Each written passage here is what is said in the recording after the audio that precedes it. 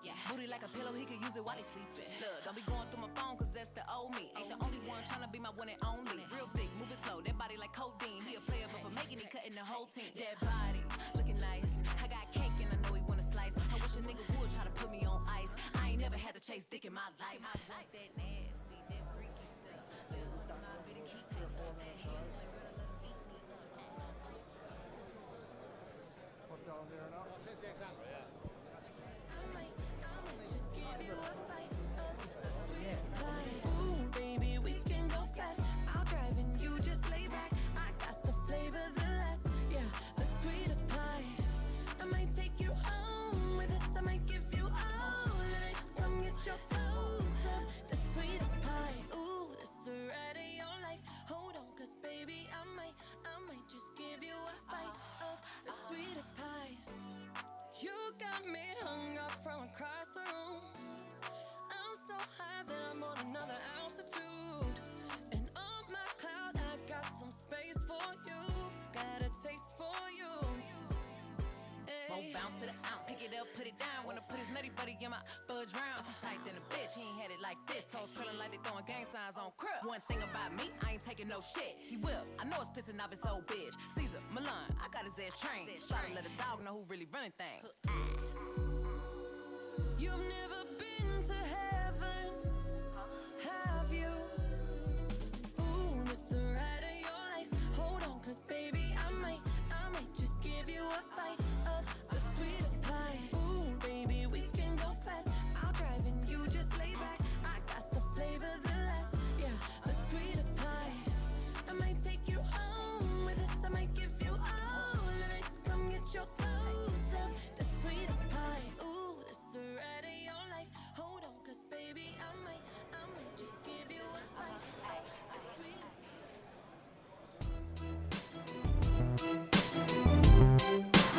A grain of rice, a grain of rice is going to tip the scale. Just remember that, lad.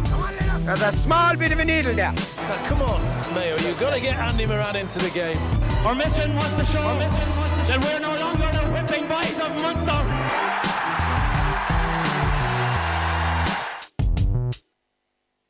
Good evening, Dungarvan. We'll try that again. Good evening, Dungarvan. Jesus, lads, for a team that's supposed to be on the brink of winning an All-Ireland and ending a famine since 1959, I'll try it one more time. Good evening, Dungarvan. Hey, much better. Hello there, and welcome to the Irish Examiner Dalo Roadshow Live. This is our third of these events. We've been to Limerick, we've been to Cork, and we said, well, where else would we have to come to? And there was only one place, and that was down here to Waterford, to Dungarvan. Are you looking forward to the night, guys? Yes. Very good, very good. How many people here are from Waterford? Just hands up anyway, first of all. Okay, very good. How many people are from Clare? That's Dalo getting excited. And we have to check as well. Anyone here from Limerick? Okay. Oh, yeah, you're in the VIP seats. Don't be staying out now too late tonight because you could get into trouble.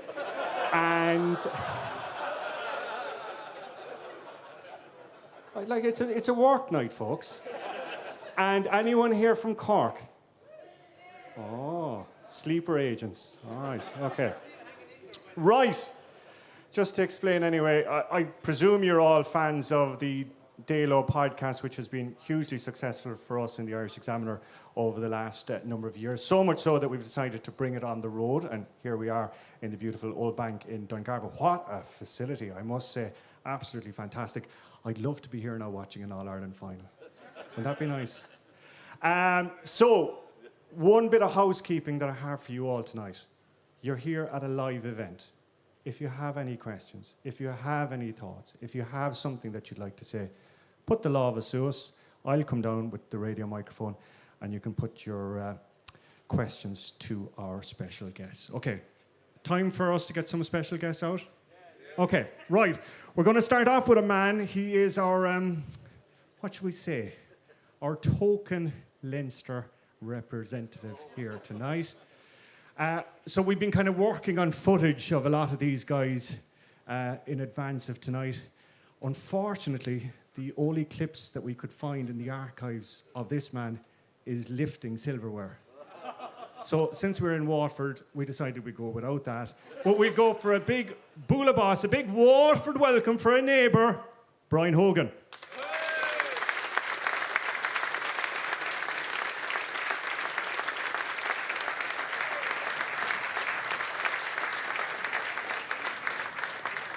I'd say fair to say, Brian, the loudest round of applause Kilkenny man has ever gotten in Dungarvan.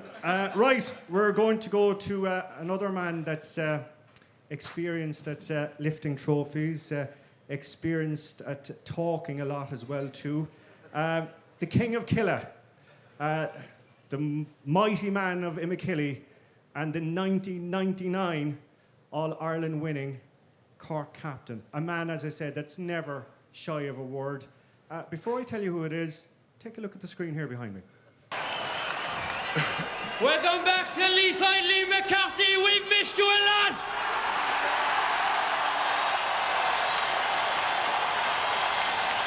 This is one of the great speech makers, I can tell you, Mark Landers. It could be here for about an hour.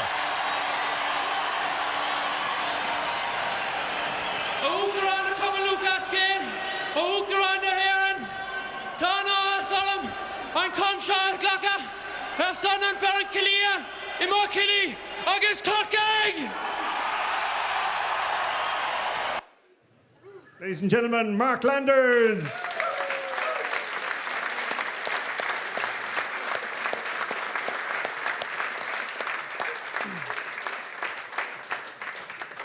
For an extra €20, we'll play the full video as well. Right, so we are in Waterford. Everything is on a bit of a high, so we said we need a bit of a local legend. So we looked around, and there was so many to choose from. So we decided that we were going to head out the road towards Lismore, and we found a young man. He was handy in his day, a quiet kind of sort of lad.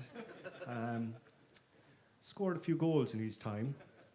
And actually had a meeting about 20 years ago with Anthony Daly. Let's just see how that went, first of all, before we introduce him onto stage. Roll the VT there, Raf. On the second day, we all know what happened. And to start the game, Claire gave us a lesson, to be honest with you. Near on the claw eating, on car on the horse to a hub gabog. I went up and went to shake Anthony's hand, and I got a rattle straight away, and at the time, when you get a dig, you give it back because you don't want him walking all over you either, but then you looked around, there's two more on it on the ground, and there was two more at it for the volleys running. Claire gave us a lesson, to be honest, which I think they're up for the game. Go ahead and tell everybody, I'm the man, I'm the man, I'm the man. Yes I am, yes I am, yes I am. I'm the man, I'm the man, I'm the man. I believe every lie that I ever told. Paid for every heart that I ever stole. I played my cards and I didn't fold. But it ain't that hard when we got sold. Somewhere I heard that life is a test. I've been through the worst, but I still get my best. God made my mold different from the rest. Then he wrote that mold, so I know. Yes, indeed. A lion for Lismore, a warrior for Waterford, a huge Dungarvan. Welcome. Who else? The great Dan Shanahan.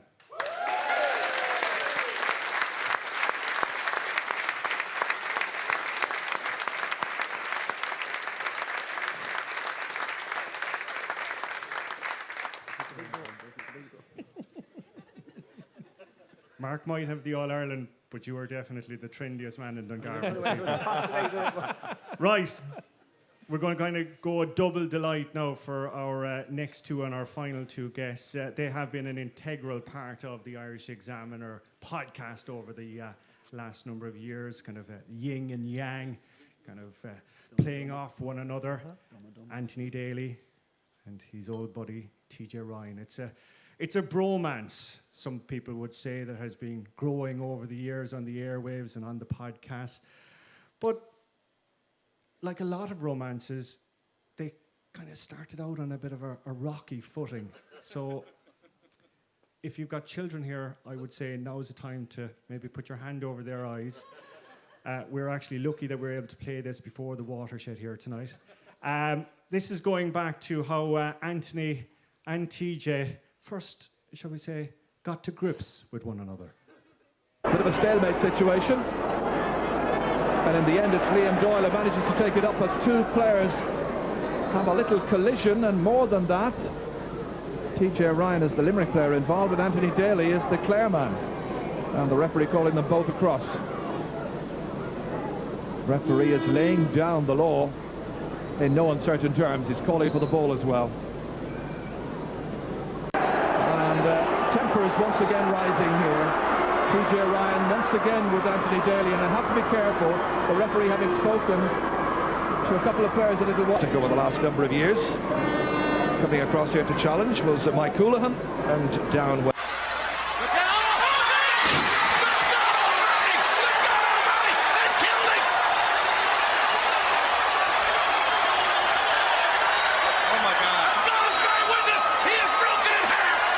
Started the game, getting it as far as TJ Ryan. Ryan setting sail. McMahon in pursuit, and he's put it over the bar. TJ Ryan getting his first point of the match. One-handed up. Instead it's Fergie Toohey, and shouldered out over the sideline by Stephen McDonough. And they're really getting out of hand completely here, and the mentors are in quickly just to try and bring a bit of common sense to this. This is really quite ridiculous. Rivalry is one thing, but this is getting out of control completely.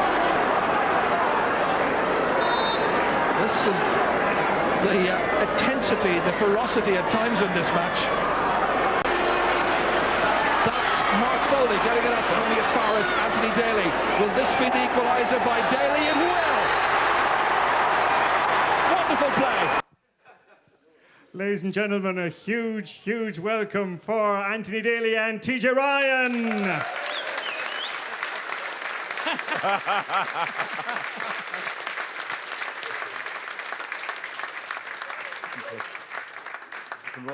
I have the, I'm like one of those guys in the zoo with the tranquilizer going out the back, just in case things kick off. So, this is our panel. Dalo's going to throw the ball in. As I said, folks, if you have any questions or any thoughts or anything like that, don't be shy.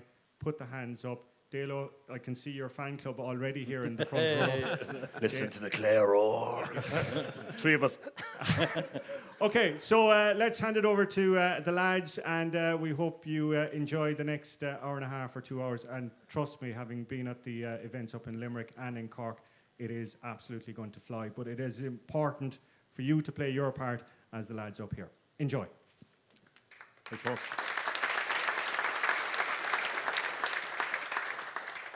I've had a fair bit of tour with everyone on the stage, bar Hoagie. And even at that, I had a bit of tour with him when I was in the line with Dublin. He told me feck back to Clare at one stage. So he was a gentleman compared to the other three, though, I'll have to say. Thanks, Leon. Hi, folks. How are you all doing? Great to be here. I think the last time I was here on a night time, my daughter was dancing in the Munster Fleadh. So we booked a family room in the park, and we came down. I said, sure, it's a great town, and the lads hadn't been down here before, and we booked Tuesday night, Wednesday night, and Thursday night. The dancing was on Wednesday, so we had a nice, calm night on the Tuesday. Family meal, dancing was the following day. They won the Munster title the following day, the good set dancing. A lot of it up our way, obviously, and but they won it about 3:30 in the day.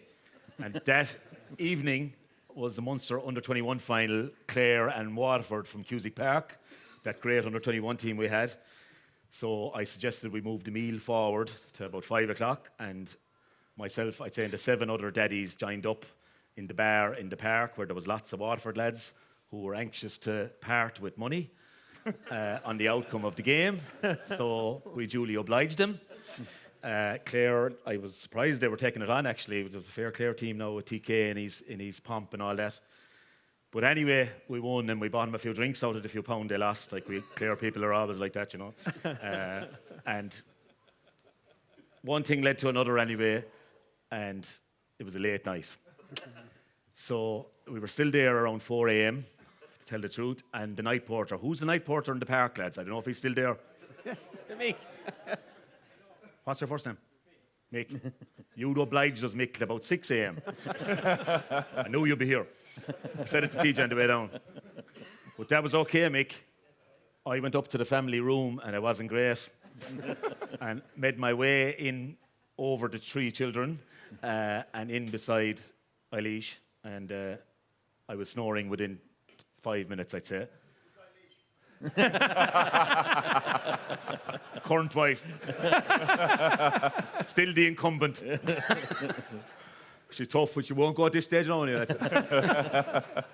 but woke everyone, sure, and they decided they'd get up and have the breakfast at about 20 to 7. And Mick, I think you were still on duty. And I went downstairs and couldn't find where they were going and whatever. And in fairness to Mick, you called them aside and you said, what? And she said, we're looking for the breakfast. Well, it's not on for 20 more minutes. He said, but sure, look, go in and sit down. We'll get you a cup of coffee or whatever, lovely. And he said, are you down for a few nights or whatever? He says, we're down for the dance. And she said, great, really enjoyed it, lovely hotel and everything. Great crack. And what part of the country are you from? Mick said, we're from Clare. But yes, your man has not long gone up to bed. And she said, we know, it's our room. It's our room. Good man, Mick. So I knew Dungarvan was always, well, I know from John Mull anyway, he calls it Fun Garvan, boy. So, look, great crack. I've been down a couple of times since, to tell the truth. You're welcome, gentlemen. Thanks to everybody in the audience for turning out. Great crowd. Bigger crowd than Limerick and Cork. Yeah, you're on the crest of a wave down here. But Big game this weekend, Dalo. Oh, we get it. You're getting nothing out of me now. I'm saying nothing. You've nothing left to say anyway, like. Jesus, they weren't playing at all last weekend, and Monday morning we had to listen to things about cocking, like, you know, any cocking. But anyway, we keep him as honest as we can, mostly. Well, come here, it's great to be here on the 25th anniversary of 98 now, to be fair. And we got great instructions outside the back from Cullum. He said, TJ, you mark Dalo and I'll mark Dan. No problem. Keep them separated. Well, we'd like to especially welcome Dan to the show. Trying to get him a few times. We eventually got him for the live one. I'd say the old screen at home would have been handier. No, me and technology don't work Dalo, so I'm glad to hear live. First time we met Dan, the first words you spoke to me were, you're not marking Shawnee McGrath today, man.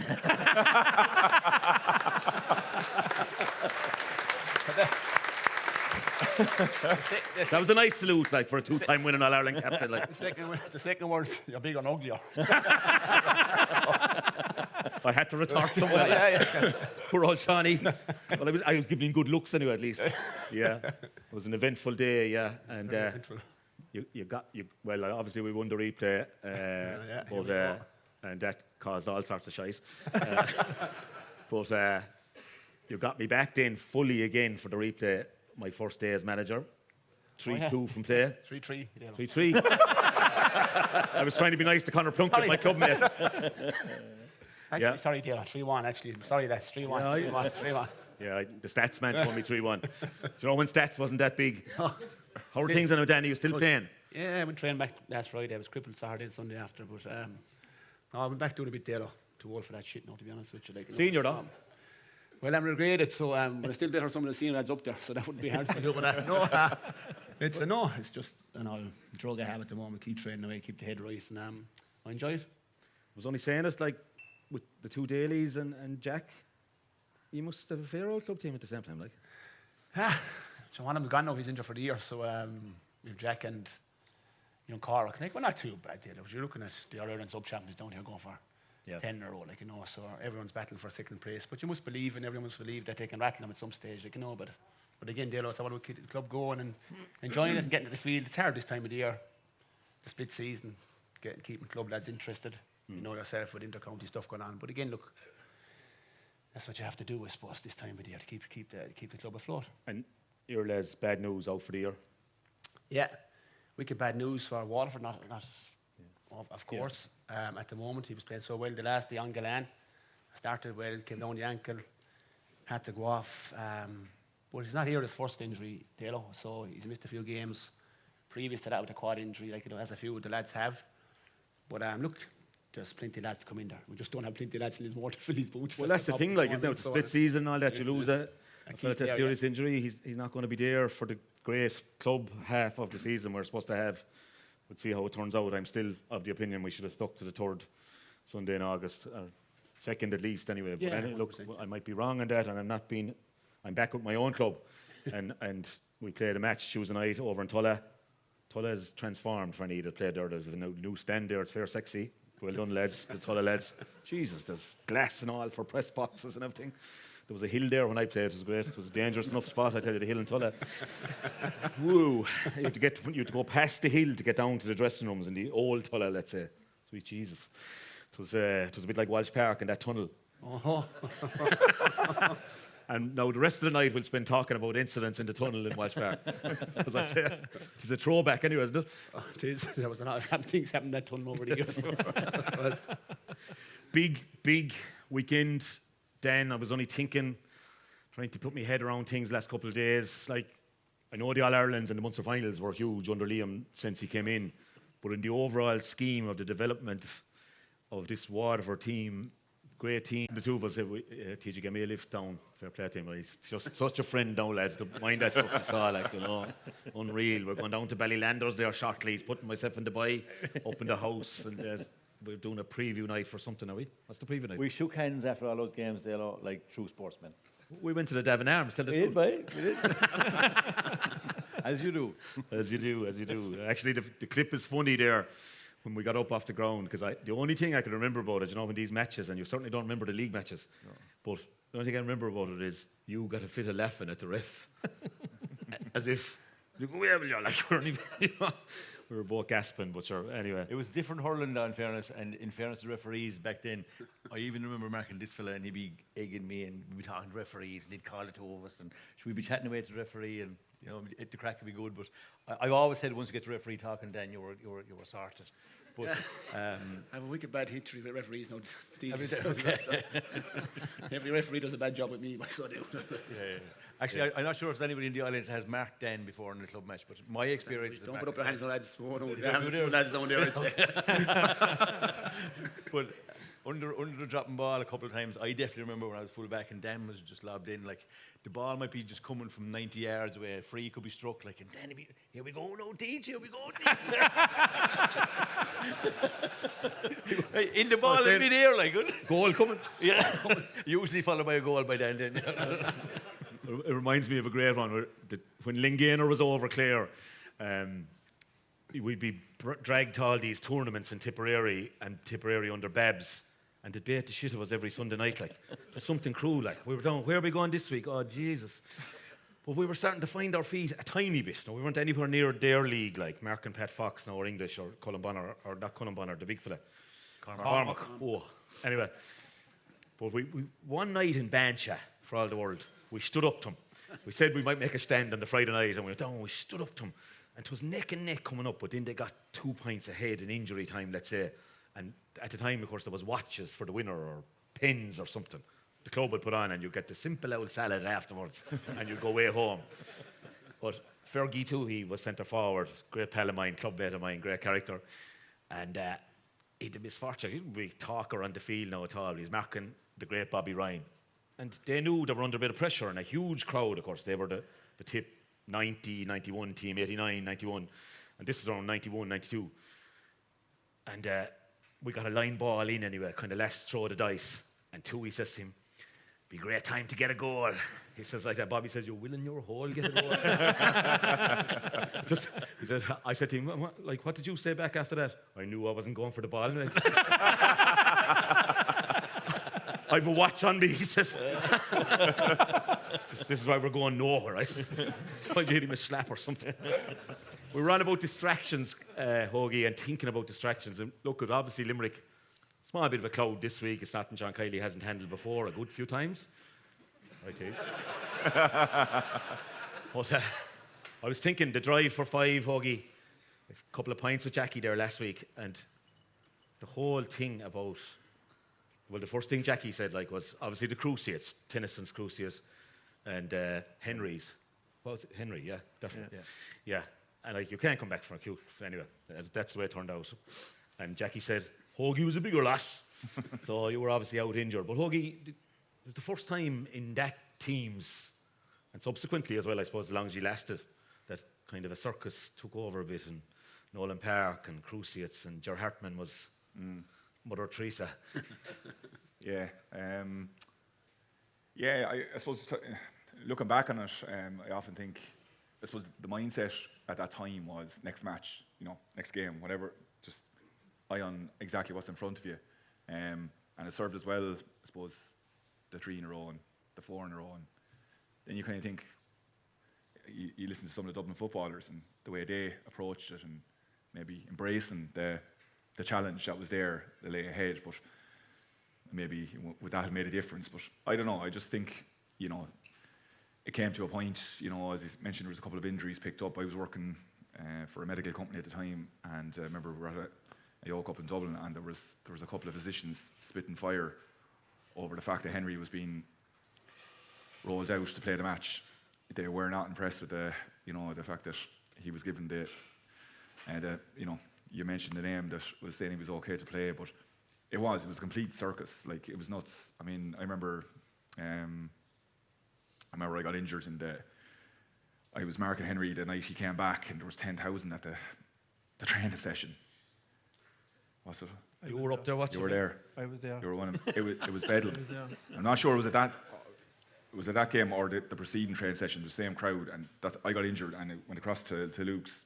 And if you know Kilkenny, like it's 5-minute drive, and it took me 50 minutes in the car to get back to the stadium after getting the x-rays done, with the seat rolled back, and there's everyone leaving the stadium, and they all, Tig Crowley was the doctor, and he driving me back, and I was walking by the car, looking in, taking double takes, because I had the seat back, sure, and you were banjacks, but the crowds were, the traffic, it was nuts. It got out of control, and probably, you look back and say, maybe that was the time to have the closed door sessions. Brian was very much about, leave it open, let the kids come in, let people, if they want to come in. I think it was after that then that was it. But look, at the end of the day, I suppose Tip were coming as well. It was a massive game, and that's life. You can't. Well, you came back and got a couple of more as well, of course. We did, yeah. So I don't ever have sympathy for you, to be honest. No, I'm not looking for it. But you know what? There was a telling thing there in the middle of that when you said you were there at the training session. I was there. That tell you when you knew Cork hurling was Ben Jacks when you were going over there. There was a time you'd be telling them how to play it, like, Kenny, like, we wouldn't fear them. Well, I was there. I was one of the 10,000 people that was there, along with a couple of other fellas from Cork, and. Do you have to book your tickets online, or? No, there was no COVID that time, it was just. But if that was in Cork now, they'd be charging a $5 to get in. At the moment, you need to, like. That was the trick that was missed, like. Do you know what I mean? But it was actually the first time I saw the size of Michael Fennelly, because we were in the front row. I was actually about 20 yards from when you got injured, Brian, and I knew the minute you got injured, you were gone, because you thumped your fist off the ground. I'd say you looked at your hand, and I have a guess, you probably thought your finger was broken. Yeah, my finger was already broke. Right, okay. And without going into it, I broke it the Friday night before we played the semi-final against Cork. Right. Okay. And Gardner hit me after about 20 minutes. I went up the line, did my AC, so I was just back. Right, okay. It had 2 fractures in it, but fortunately the finger got caught in, I think it was Michael Rice's jersey. The 2 boys were coming the other way. So I just pulled the whole, But I knew. But there was a couple of things that stuck out to me in that training session. JJ Delaney was marking Owen Larkin, and Tommy Welch was marking Henry Shiflin, and they both all kind of shit out of each other for the hour that was on. And the second thing that happened was Cody was refereeing the game, and you went down and Ty was tending to, and he was whispering in your ear or something like that, and all Cody says, "Get off, get off, get off," and that was it, and the game went on. Like that was the way it was, and I'm sure that was the Kilkenny way of doing things, and it was shift another fill in and drive on. Yeah, that was the beauty. We look back, we laugh at it. I mean, I remember, actually I met him today, James Ryle, met him in the petrol station. We're laughing about it. The same thing, like they're obviously well documented. They were great sessions, we loved them. Oh. We loved when you threw out the 2 sets of jerseys. You knew what was coming. And that's what you wanted. You do 15, 20 minutes of, ball work or whatever, and then it was into that. But I remember he had him over under the old stand. There's a bit of artificial grass. That was the old tunnel, if you remember. And poor old Jamie, and he getting staple gun, and it was like, I think he got about 10 staples. And it doesn't matter. It was a time when the helmets were coming in, but the boys kept throwing the helmets off, and but it was like same thing, get them off. Get someone else on and off you go. And like Cody, sorry, Teach. I was going to say I met James Royal in Galway on the Sunday night. I know, he told me. He's some crack. He is, yeah. Was it early or late? It was late. It was after the match. But we went on an all-star trip to Boston. I got a couple of all-stars, but there was only one trip ever. The footballers always seem to get trips. It's all right for you. You were in Argentina and everything like. Where was it? Singapore. Jesus, they were the one in Boston. Don't ask me to spell it now. Make it about it. But it was the 98 All-Stars against the 99 All-Stars. And obviously Cork had won a lot of the 99. And obviously ourselves, Offaly, after all the merry-go-round, a couple of Waterford boys and Kilkenny lads on it. And Cody was the manager of that team. And in fairness to him now, the morning of the match, he said, "How are you fixed?" I said, "About 5 minutes, Brian." I'm shook. It was day 4 in Boston, as you can imagine. And in fairness to him, he took me off after about 7 or 8 minutes. I waved goodbye to the lovely new stadium in Canton in Boston, because I knew I wouldn't be back. But I was sharing the room with Sean McMahon, Shawnee, centre-back. And he said, "I saw you talking to Cody last night, the night after the game. We might have 5 nights maybe, so we had another day." I said, "Oh, what? Yeah, he was talking to me for ages." Jeez, I was half cut. I said, he was only sipping a bottle of beer. I says, "I was talking to him for ages. Was he asking you?" He says to me about training, about our training in 95, 6, 7, 8, 9, while Loughnane was there. He was, I said, and he was asking me when Conor Clancy and Lohan would be rolling around the ground, baiting the head off each other and the ball up the other end of the field, would he stop the play or anything like that? He was asking me the very same. Would he give frees and everything? So I think there was a bit of that in Brian. Of course, it was after 98 as well, and after 99. Do you know? So I'd say there was a bit of, I'm going, not that Kilkenny lads now ever learned anything off Clare lads. Oh, no. In terms of... I would say he definitely, 100%, took a fair bit from the way he approached things, 100%. But funnily enough, on that trip you're talking about, the Argentina one, he wasn't as kind to his own lad. It was one of the boys on his all fours on the side of the pitch before the match. He didn't get 7 minutes. He got 55. He'd be left on for the whole lot. But he wanted to keep me down. Just keep drinking it there, Dalo. Yeah. Colm wants to go there. Sorry, Colm. Just to bring you in there, a lot of people might know that Dalo is a massive Spurs fan. It's definitely 1-0 to Arsenal. Huge game tonight with Champions League qualification on the line. 18 minutes gone and it's scoreless. Lovely. Too bad. Now, listen, we're about half an hour in.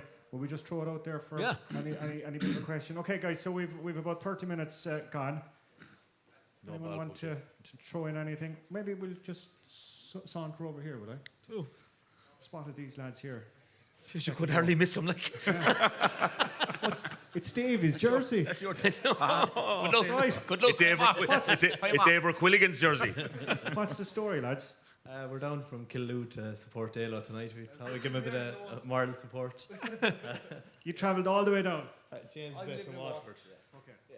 And are you big Clare supporters, or are you just fashion icons that go wandering around in retro jerseys? No, we were at the minor last night and everything. Oh yeah, what penalties? Terrible. What a way to go out. Yeah, nearly as controversial as 98 now, but we won't mention that now tonight, okay? Dale and myself have history there. So anyway, Clare this year. Yeah, good. Going well. Duggan and O'Donnell back have made a massive difference, huge difference. Yeah, I think they're ready for the weekend. I think we're ready to give Limerick a good show, you know.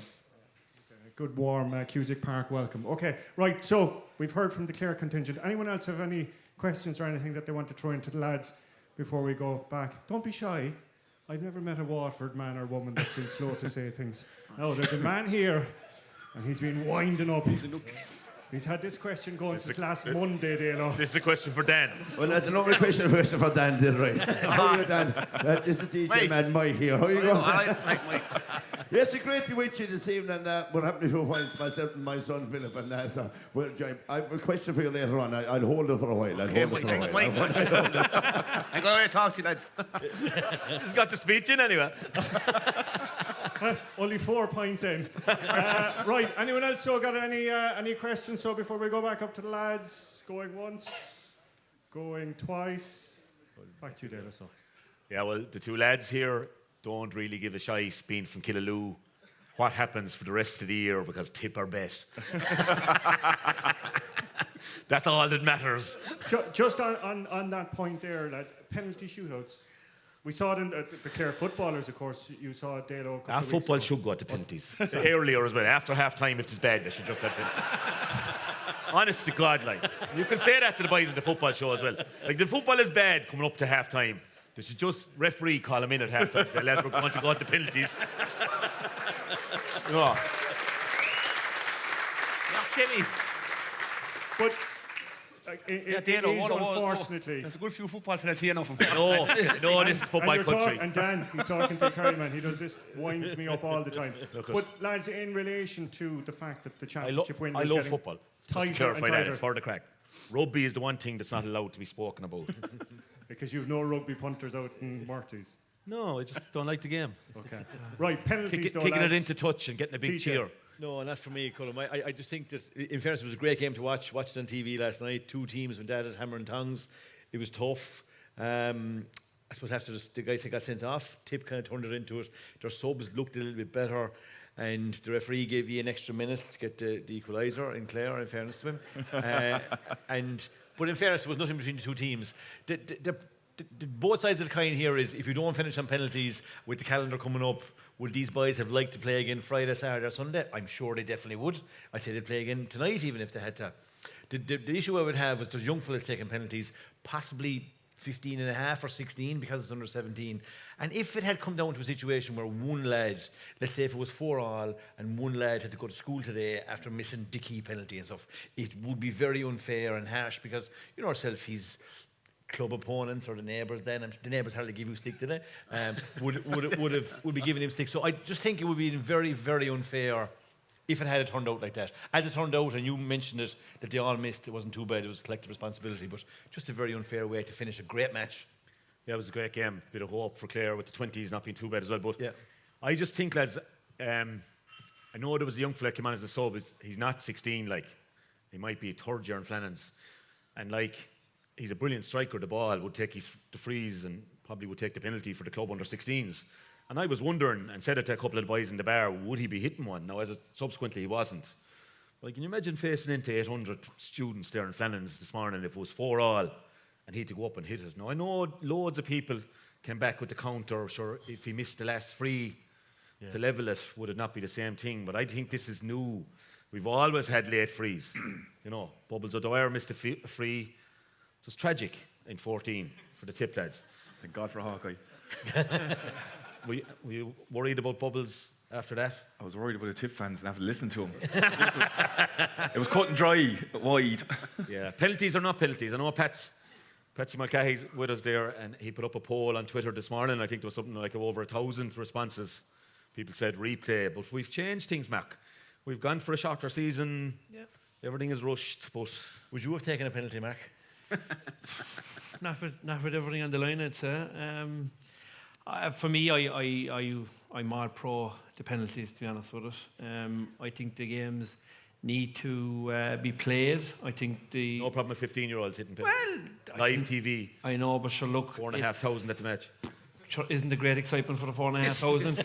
And isn't it even better for the 300,000 or 400,000 like ourselves that were at home sitting down watching it? So I think the game is evolving, and there's no point in saying otherwise. And we need to, I suppose, there's fixture congestion and stuff like that.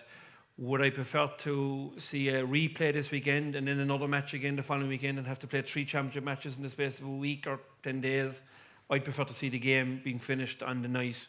I think both teams got extra time to try and decide who the winner would be.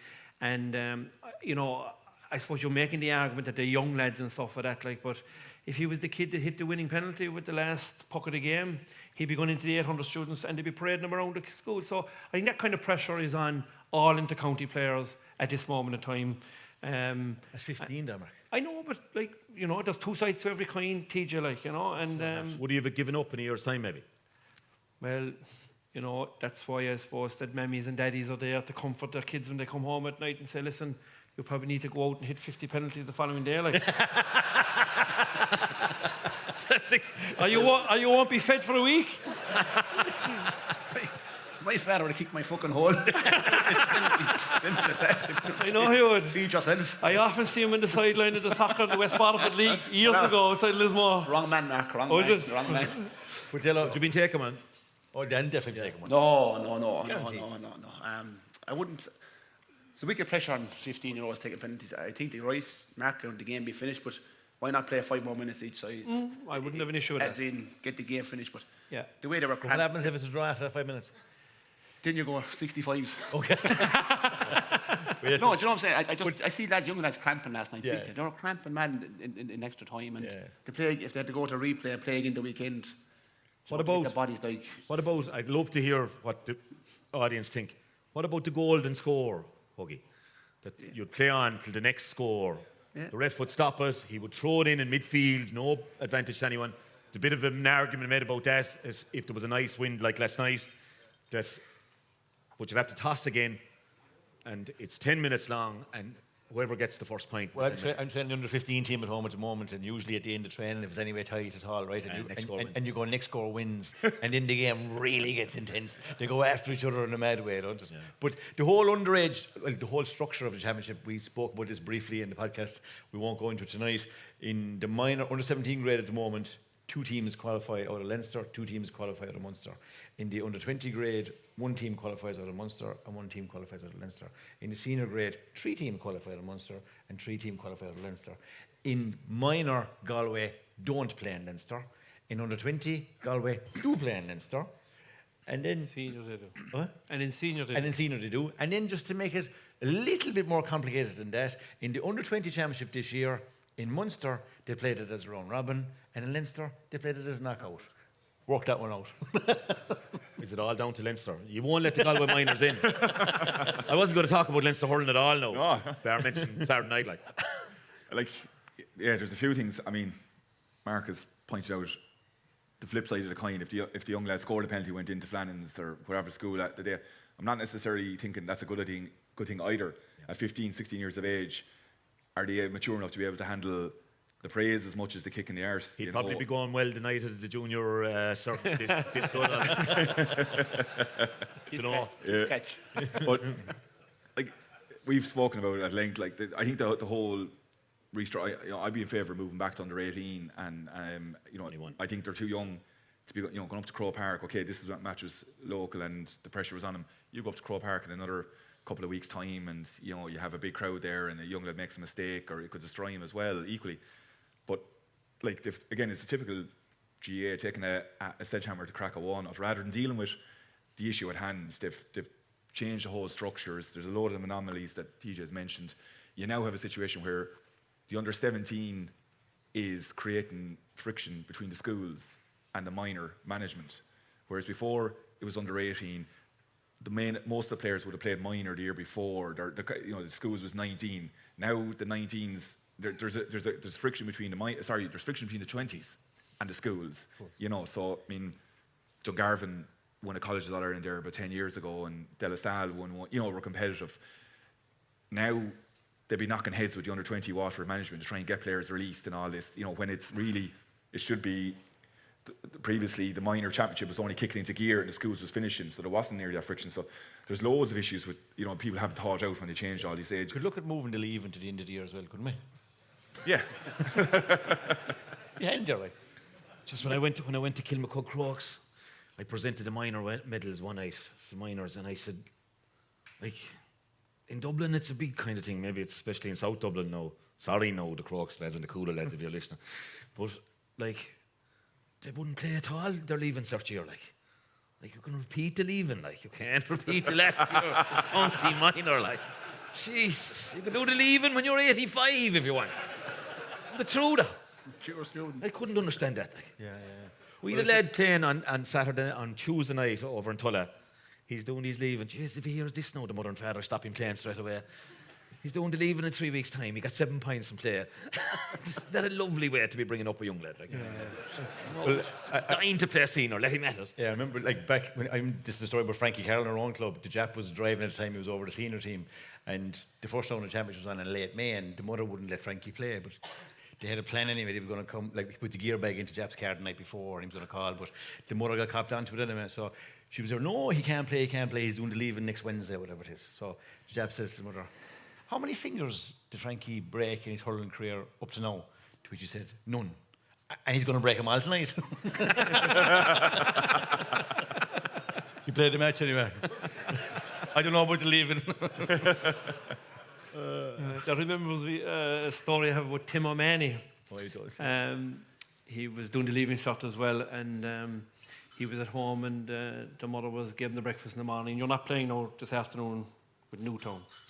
And the leaving cert was the following Wednesday. Ma'am, look, the gears in the room there, no problem, so it's grand. So the mother went away and we went the next door neighbour to the match, and the next door neighbour said, Jesus, is Tim playing? Oh, not at all. No. No. I was talking this morning, not playing at all. So they went into Mallow and they sat into the stand, and the neighbour looked out in the field. She said, is that Tim number 10 outside there?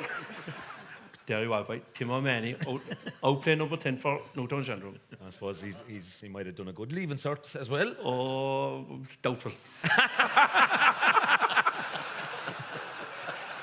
Like, if this was Monday morning show now, that could be edited out.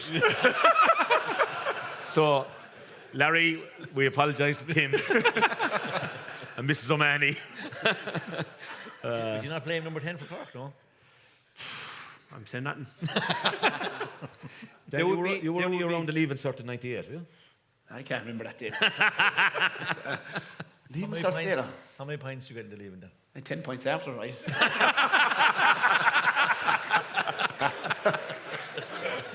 You're going back a while now, my leaving cert. No, I can't remember back then, but it's different gravy back then now, but just get it done was the key, like, come on. Within a week, it was in the baking factory. So off you go after that, you know. So. He won't mind me telling this one, but I mentioned him earlier, my great pal Fergie Toohey, who told Bobby Ryan he was going to get a goal. We won the Harty Cup, which was what it was all about. Like, the leaving was only. And Fergie, we knew we were going to repeating anyway, 4 or 5 of us. We decided we were repeating. It was the easier way out, and we'd be overage for the hurling the following year, and we'd take the books serious. But Fergie decided he was going to do nothing at all. So he rocked up to the first exam and with a fag in the mouth, going in along. And I said, did you sleep last night? Are you any bit nervous? He says to me, like, so it was English, I suppose, first. Is it English first? Yeah, paper one. Paper one. By then. I'm glad you had 10 points the night before. But we all knew, the whole room, the whole assembly hall in Fennels knew Fergie had zero interest in being in there, like, you know. He was repeating it, that was it, so it didn't matter. So the way you're inside, everyone's tearing into the English, everyone's writing like Billy-O and everything. And he was the first man in the hall to call the superintendent, more paper? And the whole place went, ah! And I don't know what other exam later on in the week. He was inside 3-hour exam, and we were inside about 25 minutes. And the next thing, he was heading off. He turned over his paper, and he's passing me out. And I was up further. It was D, and he was T, obviously, with 2 daily. I was up near the front. He's passing me out. You must be tick. Geography or something. I do my best, like. Oh, man. Tell you, Amanda was focused on the Harty Cup, not the leaving cert. I'm going to say the last leaving cert story for the night, right? I told just when down in Cork, the boys in our school, Reach, Declan Hannon, Kevin Down, Shane Dowling, they were all in the same year. So I had great success with the school, and then there was an interview after they'd done the leaving with the boys, and they'd asked the boys as to what they wanted to do after the hurling, and Declan Hannon said, I need 465 pints. He said, I'm planning on going to Mary I to do teaching, and Kevin Down said, I'm going doing business in UL, I need 485 pints. And then they came to Shane Dowling, and he goes, I need a miracle. Go over there, Brian. But look, I need hard to go over there, Brian. Yeah. Well, Jesus, we didn't think we were going off on a tangent about anyway, leaving cert's done. We were capable of tangents, and any listen though, like, could be anything. Right, lads, we're at a certain stage in the championship. We had preview nights, which were great in Limerick and Cork, and they were fancying to meet each other in the Munster final. So, and TJ, you're going for 3 in a row. You're going for 4 in 5 years. It's all about you, really. You've won your 3 rounds. You've just to come out in us and finish us off. That's the plan. That's the plan. Not finish us off. We'll have another game, obviously, with the Daeshi. But Are you happy enough with where things stand overall? I think, from John's point of view, he will be happy. The games are won. Will he be happy that they're back to their best, that they maybe reached towards the latter part of the championship last year? Possibly not just yet, but maybe they're cranking it up slowly. They've been missing a few players. You saw the weekend, Shemmy Flanagan came back in, Kyle Hayes played. Obviously, Keane is out now, and he's a massive loss. I think that was his first game missing in 6 years. So everyone kind of knows what conducting he does from centre forward. So getting on without those players and getting them all back, obviously, is a massive plus. Are we playing as well and like literally at the All-Ireland standard just yet? No. I said the weekend Tipperary had more shots at the post than us, which would be a concern, and we're definitely coughing up more goal chances. And I suppose you'll probably ask me anyway, so I might as well get in there first. The distraction from Sunday night. John, I'm going to mention it at all now. Okay, sorry. That type of stuff that's happening off the field, they won't be happy with it. They've taken action, and I suppose they could do without it. Like, obviously, as All-Ireland champions, and we spoke about Hoagies, the target's always on your back, the focus is on you, everyone wants to talk about what's happening there, and when a Limerick player does this, that or the other at the moment, it will be in the news. That comes with the territory. That's part of being successful. But to answer the question is, I think he'll be reasonably pleased. I actually think that we'll want to put you back in our box, I'd say, at the weekend. I don't see that Limerick will go with a weakened team. I think he'll want to kind of just take the old pep out of your step. I think he'll really want to come. Like, there's no doubt. We're not a cheetah. There's no doubt that Lohan is doing something in Clare that hasn't been seen in a while in other counties. He's galvanised the troops, the players.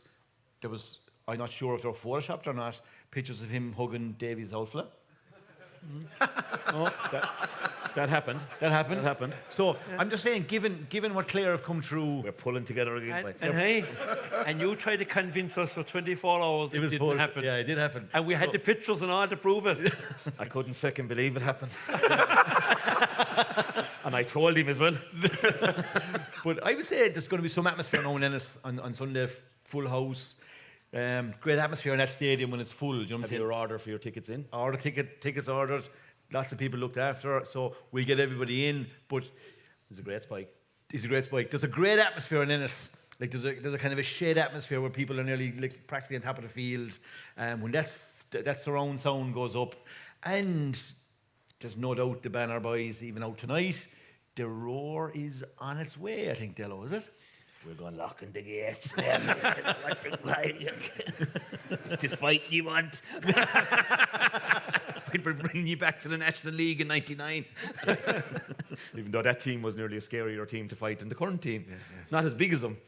But you said the hurley was liberal with your team. Well, hold on a second. Hold on a second. I marked Frank Lohan. Anybody ever mark Frank Lohan? Gentleman. He might be a gentleman, but I tell you one thing, he would give it a shot. Brian Lohan. Brian O'Halloran. Michael O'Halloran. Michael O'Halloran. Liam Doyle. Half-back Limber Gents. Enough said. As I said, different time. But no, did the weekend promise... Thought you mentioned Baker and Lynch. I wasn't out of the middle field. I get that far. The championship could be done and dusted after the first match in terms of the 3 qualification spots. And I expected it will. I'm expecting we'll come to know while Waterford will beat Cork with a little bit to spare, on Sunday. And that means then that the 3 teams are qualified. You're just now deciding who plays in the Munster final. Will that have an effect on Limerick and Clare? I don't think it will. But I suppose knowing you're qualified always has that little piece in the back of your mind to say the job is done. But I'm expecting skin and hair to fly. Will Gillan play on Conor Cleary the weekend? I suppose is a question that we'd like to ask now. I don't think that they'll set from him. He'll be sent off this week. I won't be able to say I thought it was a yellow. Are you co-commentating? No. No, okay. Get me back in the box. Anybody here think it was a red the weekend? Yeah, you're okay, Dalo. Most of them agree with you. And Davy and Jackie. Yeah. But I never saw the country as divided, red or yellow. Yeah, going by social media. To be fair to Clare, you have to say you'd like what's going on. The players, they're back. I know they've 1 or 2 more to come back. I expect Shane O'Donnell will probably line up at 12 on Dermot Burns in that loose Ger Brown role. Tony Kelly will probably pick up number 13 and try and invite Barry Nash out the field. Peter Duggan will probably target Mike Casey with a bit of long ball. I would imagine that that's the type of game Clare are going to play. Like any year you beat both Tip and Cork, I think you're making a statement and you're in the championship. So I think that Clare have that done. Now you're playing the All-Ireland champions. Is that next step up there? We'll find out on Sunday. Yeah, I agree with you. Nice to have the two of them bet and the turf nearly saved at this stage. But huge one, obviously, here then. We touched on it. Waterford, obviously, the story of the league, you know, and then but I'm just going to throw this at you. Is form a bit patchy within games and, you know, between even the league? Parnell Park was a rough, tough game now, obviously. Kilkenny, you know, not that hot. Other ones very good, obviously. Finished the league savage, like Wexford and Cork. Would you be a bit worried then the Tip match wasn't, you know, when you saw Tipped in against Clare, you were saying, where's the form here? Now didn't Tip turned up again, of course, last Sunday, so maybe it's a more worry about Tip's form. Limerick game was going away for you. You got two good, penalty, I suppose the 21 started it, and you got a good goal in with a great overlap from the player I think is nearly your most important player in my head is Calum Lyons. I just think he is the glue with that team. He's a runner. He's the powerhouse. I know Tig and Austin and Desi and Stephen. I think Calum Lyons is for me. You know, he wasn't there in the league. Would you be worried a bit? Facing in now to a real pressure game. If I'm lying, I suppose a small bit, not concerned, you know. If I'm be very wary of a wounded animal when they come to Welsh Park. Like, you know, they had an average league campaign. They got through the game. They were struggling. Antrim was looking enough to be up there. Austin put on a master show up there to get them over the line.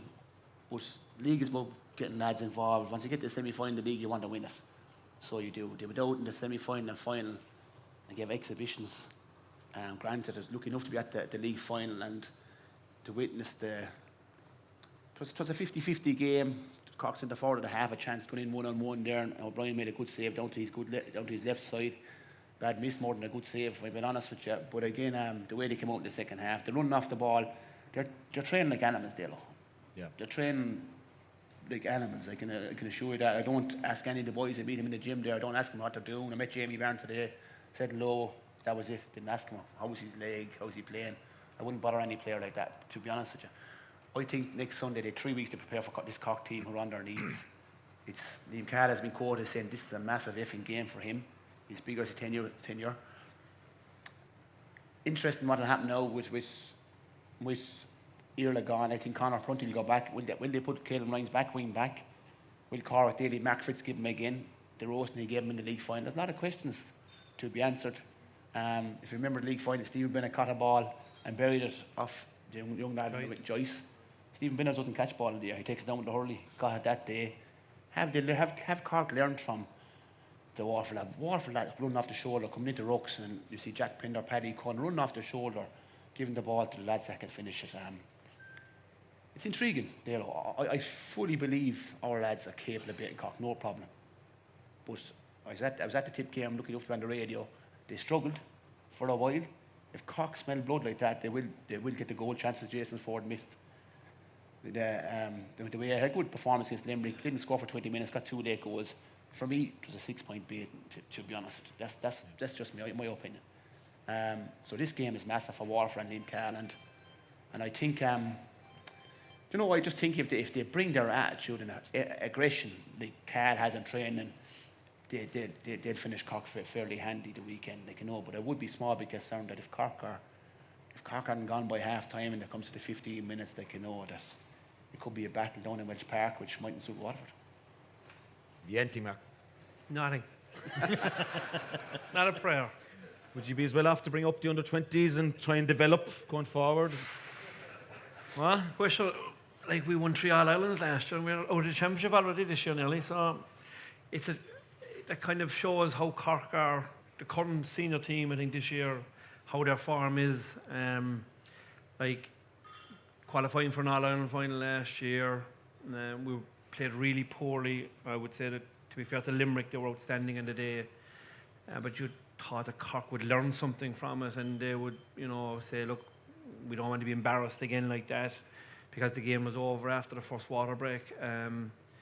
like we've travelled in high spirits, I would say. There was a red wave last year after winning the 220s in the minor, and there was a huge amount of confidence around the county. And you know, in fairness to Limerick, they put us back in our box big time and did it, you know, efficiently, very quickly. And I just, for some reason, the wheels have come off after the league final because they had a really good start to the league, qualified for the final. And the funny thing, that TJ and myself were at the league final, and like, it was just 7 points all after 20 minutes. And it was, I would say, anyone's game, even though I thought Waterford was slightly better. And then there was a bit of a gap came, and there was 5 points, and then, you know, we were bringing it back to 2, and then there was a goal came. And I felt for the whole of the second half, Cork was struggling to get there, and just when there was a small bit of momentum, Waterford got another goal. A bit of momentum, Waterford got another goal, and just killed off Cork and killed off their spirit, I suppose. And it's something that Brian Cody, it's something I've picked up over 15, 20 years. Cody always mentions about spirit. And I think that, unfortunately, is sadly missing in this current Cork setup, that there's no spirit there. And, you know, I saw Tip playing last week, and their form has been poor enough, in my opinion. Had a poor league. Played well enough down in Welsh Park, but were hockeyed by yourselves. And then played really well against Limerick last week. And I'm saying, deep down inside myself, can we bring that to Welsh Park this Sunday? You know, now, I think as all players, and they've got a fair bit of criticism, and I think well-deserved now, as a pundit myself now, like, you know what I mean? Well-deserved, and not afraid to say it either, to be honest with it. And I just thought that fellas would come out fighting, and they're not, like. And that smells trouble for me, because, you know, most fellas, when it's thrown down to them, they do come out fighting.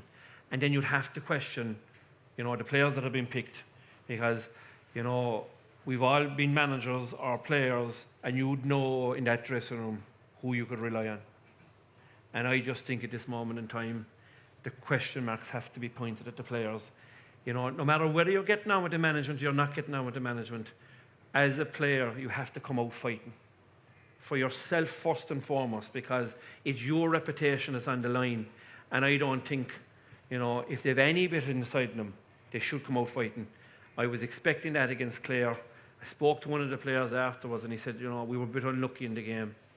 I said, what? Unlucky?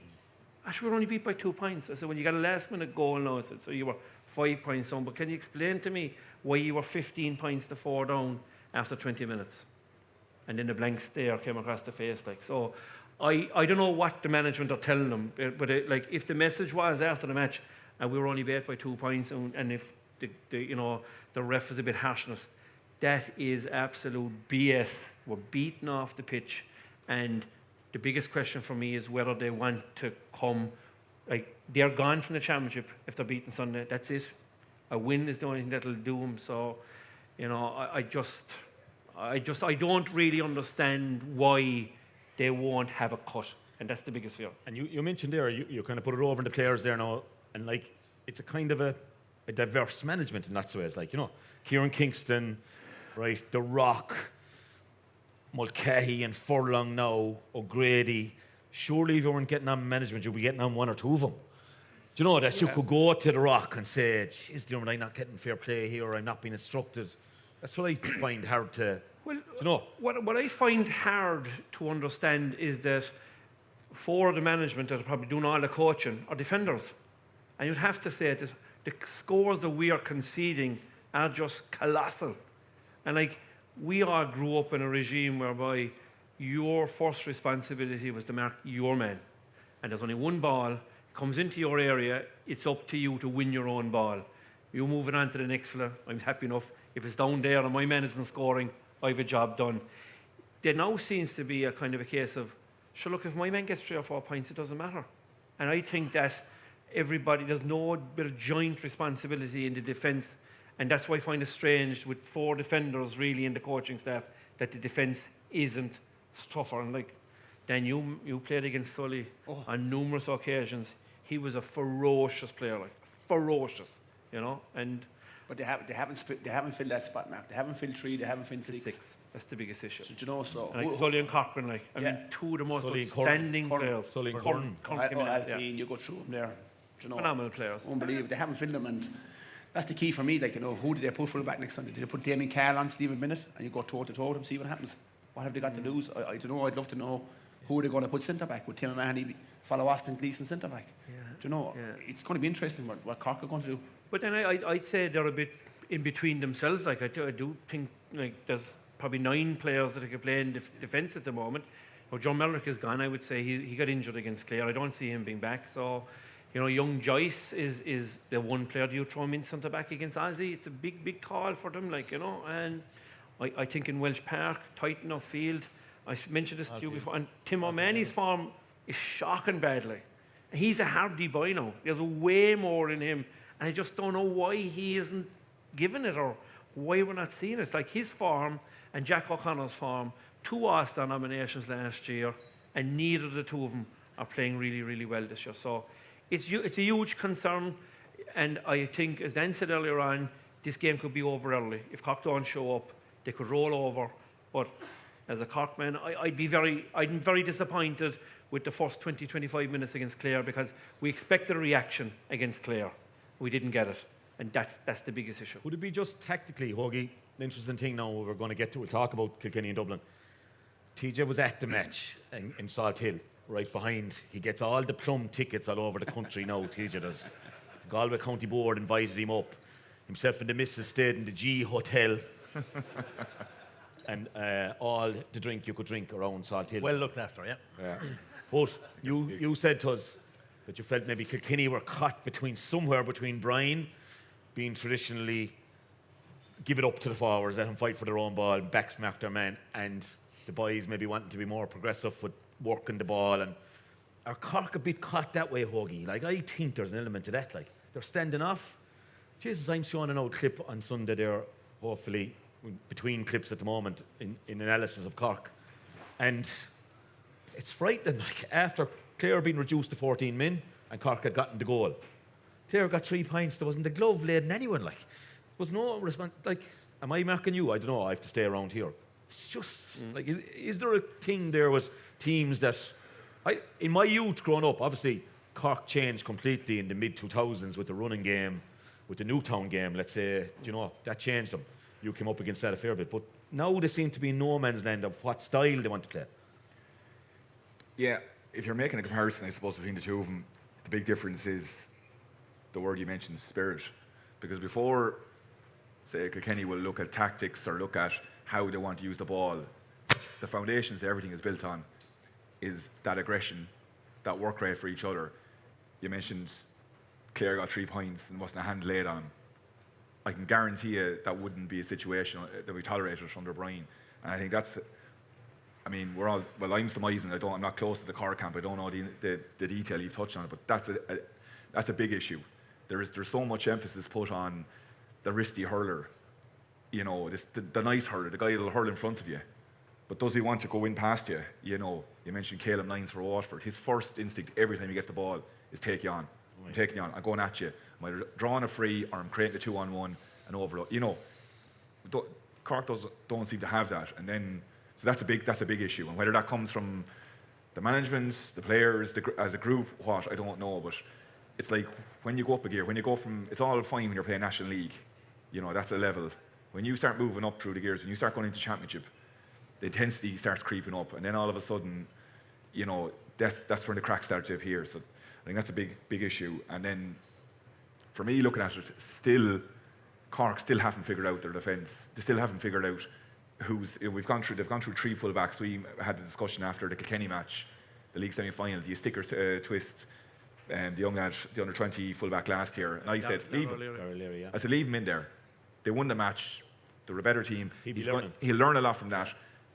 They brought in Damien Cahalane, full-back, and then Damien got injured, and then had Robert Downey. So 3 different full-backs. They've changed their centre. You know, so that's it. Like, you know, you're hurling the backs. You like relative continuity. Nothing's ever set in stone. And then, on top of that, then they seem to be more interested in pushing forward, getting their scores, than doing your defender first and foremost. You know, lock down, make yourself hard to beat. You know, in any sport, make yourself hard to beat first of all, and then build from there. They're not hard to beat, you know, at the moment. You know, so I'd like to be, I just said to my my 5, 6 and 7 Tuesday night. It's only a Clare Cup match now, the boys would know. And you beat us as well in the same competition, of course, Killaloe. Up and coming, back up senior now. But I just said to 5, 6 and 7, I'll be asking you what the 10, 11 and 12 score at half time. Shove up, please. We were likely to have a sweeper because Tulla, we had a fair idea we're going to play a man back. And like they did do their job and attacked and got up the field as well and scored. Yeah. I think we got 3 points from the half-back line, if not 4, in the first half alone. I think things are changing a little bit that way, teacher.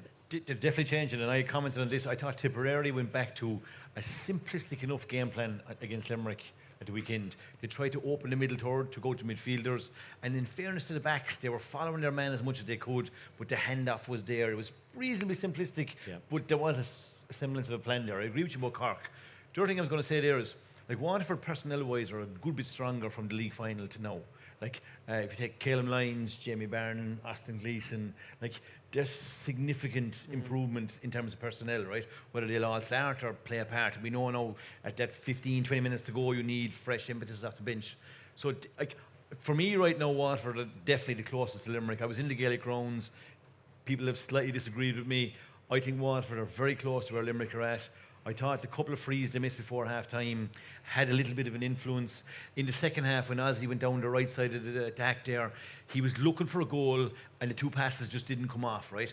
If Waterford were maybe closer, he might have knocked him over the bar and put them in a better position. And even in the first half there was a brilliant ball from, I think it was maybe Jack Prendergast. I think it was to Jack Fagan.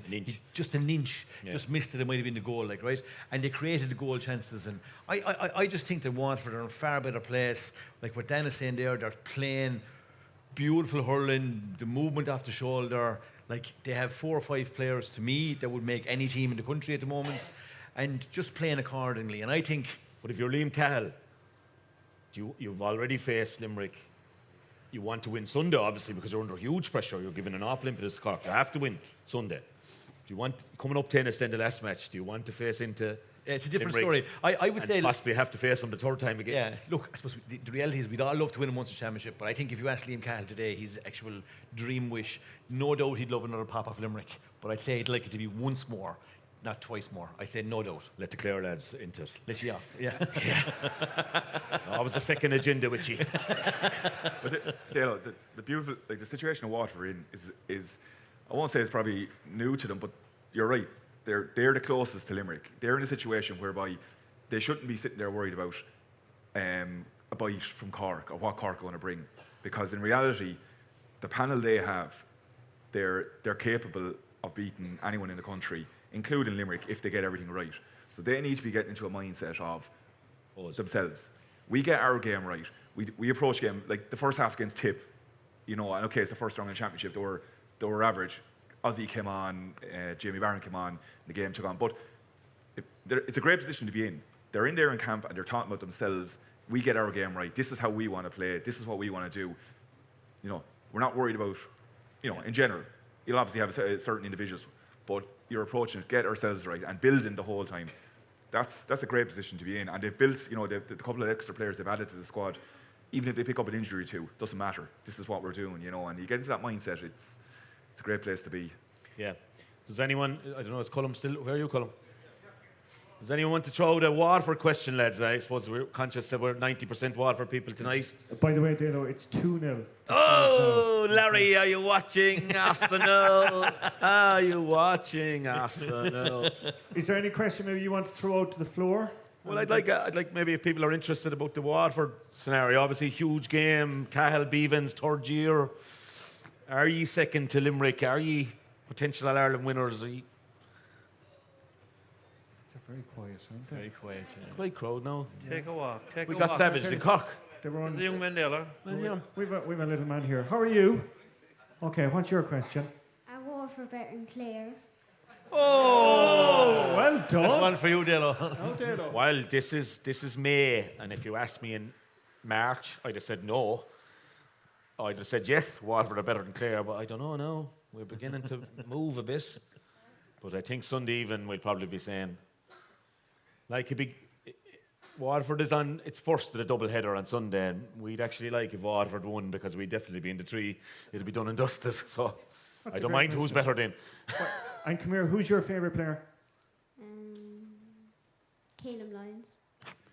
He's tuned in as well. Are you going to go to the match on Sunday? Yeah. Okay, and you'll be hoping Waterford will be winning the All-Ireland? Yeah, very good, and you'll get a couple of days off school. Right, come on. Lads, don't be so shy. Come on. Are you going to just let me stand here now for the night? We'll come to questions at the end anyway. Will we? We will. We'll drive it on. I want to talk about... Do you know what we'll do? Will you, a show of hands. Give an old question there. I think that usually gets them going. Pick a question there and ask them to throw up their hands. Should have got hand doing Jersey. Who'll win Leinster? Kilkenny, Galway, Wexford, or Dublin? Unanimous Galway there, is it? Galway, yeah. I think it'd be great fun if they met in the final. We got our schedule for RT, and I'm down for the Munster final. Like, Jesus, it's Kilkenny and Galway. I'd love to be in Croke Park for that one. Well, Hoagie, you've a massive one. Not tomorrow night, Saturday night. Yeah. Into Parnell. You hockeyed them there in the league. It's only a matter of going up and beating them, I suppose. You're not managing them anymore, Dalo. You don't have to play that. I gone. It's a huge game, though. They had a massive win in Wexford Park. And you know what? We're Munster snobs, obviously. And myself and Jackie are always having this row about the Harty Cup. He hates the Harty Cup altogether. We just worry about the Crow Cup. Yeah. We don't bother with the Harty Cup to win, you know. But yet again, though, and we'll know Sunday, of course, it could turn out different in Munster if Cork show up, like. But there's no guarantee, according to Mark there, that they will. But Leinster is going to give us the last weekend again, for sure, of a welter of excitement. And I was only talking to Micheál Donoghue today for all the world, and he was deeply involved in that. His last year with Galway in Parnell Park. I was there that night. What an atmosphere that night. I'd say something similar crowd-wise, because they'll be hugely buoyed up the Dubs with the win in Wexford. Yeah. And they will fill it out, of course, and it is tight and tense. But Kilkenny are well able for that sort of stuff, obviously. That finish was unreal. I was on in Wexford Park. We were playing Wexford the same night, same time, obviously, down in Wexford. And the atmosphere, it was not at the best of times down in Wexford Park, you know. But with the draw, and, you know, a minute to go, you were out. Oh, we were gone. Then Wexford were gone. Then the result filtered through that Dublin, and we were all, two of us are through, and we're all friends again then for a few weeks.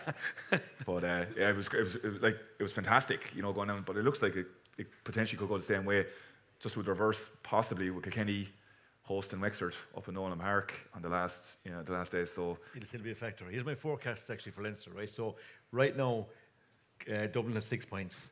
Kilkenny will beat them the weekend. They're on 4 points. They will go to 6 points, right? Galway will beat Laois the weekend. They will go to 7 points. And Wexford will beat Westmeath and they'll go to 5 points. So heading into the last weekend, we'll have one team on 7, two teams on 6, and one team on 5. All ticket Nolan Park, the last day. I'll take it. Unless you know someone. Is Ned still giving out the ticket? It'll be all play for. But that's based on Kilkenny beating Dublin the weekend. I think they will. How he fixed, Hoagie, obviously, I'll talk about TJ. Is TJ restart? Yeah. Is he what? Going to start. Come on, say it out. Come on, tell us what happened. Is he going to start? Did they fight? Give us a scoop. Christ. The only one who knows that at the moment now is not here. He's sitting up at home, and James Stevens writing up the team sheet. The selectors still have no say with the team. Oh well, I'm sure they're giving their opinion. Gorta's at home and O'Loughlin Gales having an old pint, and it's all the one lads. I won't have any say in it. Actually, I say Cody's like that, right? So he sits down with the selectors to pick the team, right? He's an iPad now, surely. We'll see, it was the Kilkee Slowback Club. Yeah, Dalo was swimming this morning. We're in a seaside town here, and that's why I love, because the Slowback people are incredible people, aren't they, lads? Yeah. And I just think there are people that come home from work and go out looking for tragic situations. So you let TJ talk. He's busting to get this one out. Come on. Cody sits down to pick the team with the selectors. So everyone has their say, and the team is picked, right? Right, and then when he goes and calls out the team, he turns the page over and calls out his own team.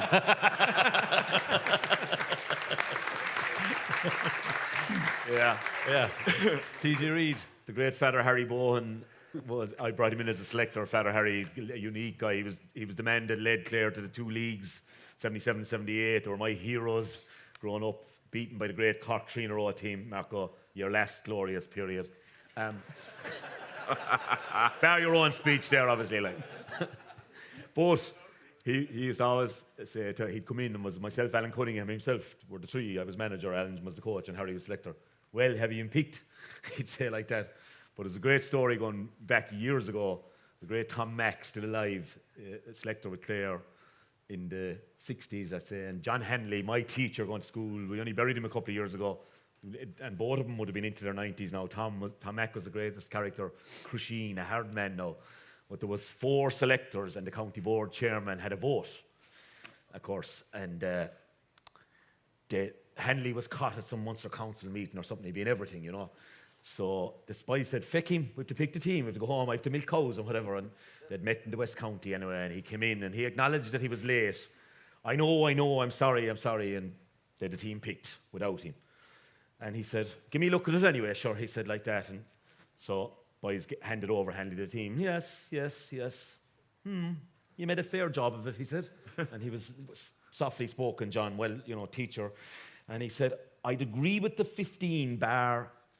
I'd have 14 of that 15 in there. Like that. And the great Tom Mack said, it was like this now, John. Our Lord had only 12 to pick and he made a balls of one. So go way home for yourself now, Hanley. That's the team. It's a legendary one, Tom Mack. There should be a book written about Tom Mack before he crosses the Jordan, because there's so many stories. Really good. They're the ones.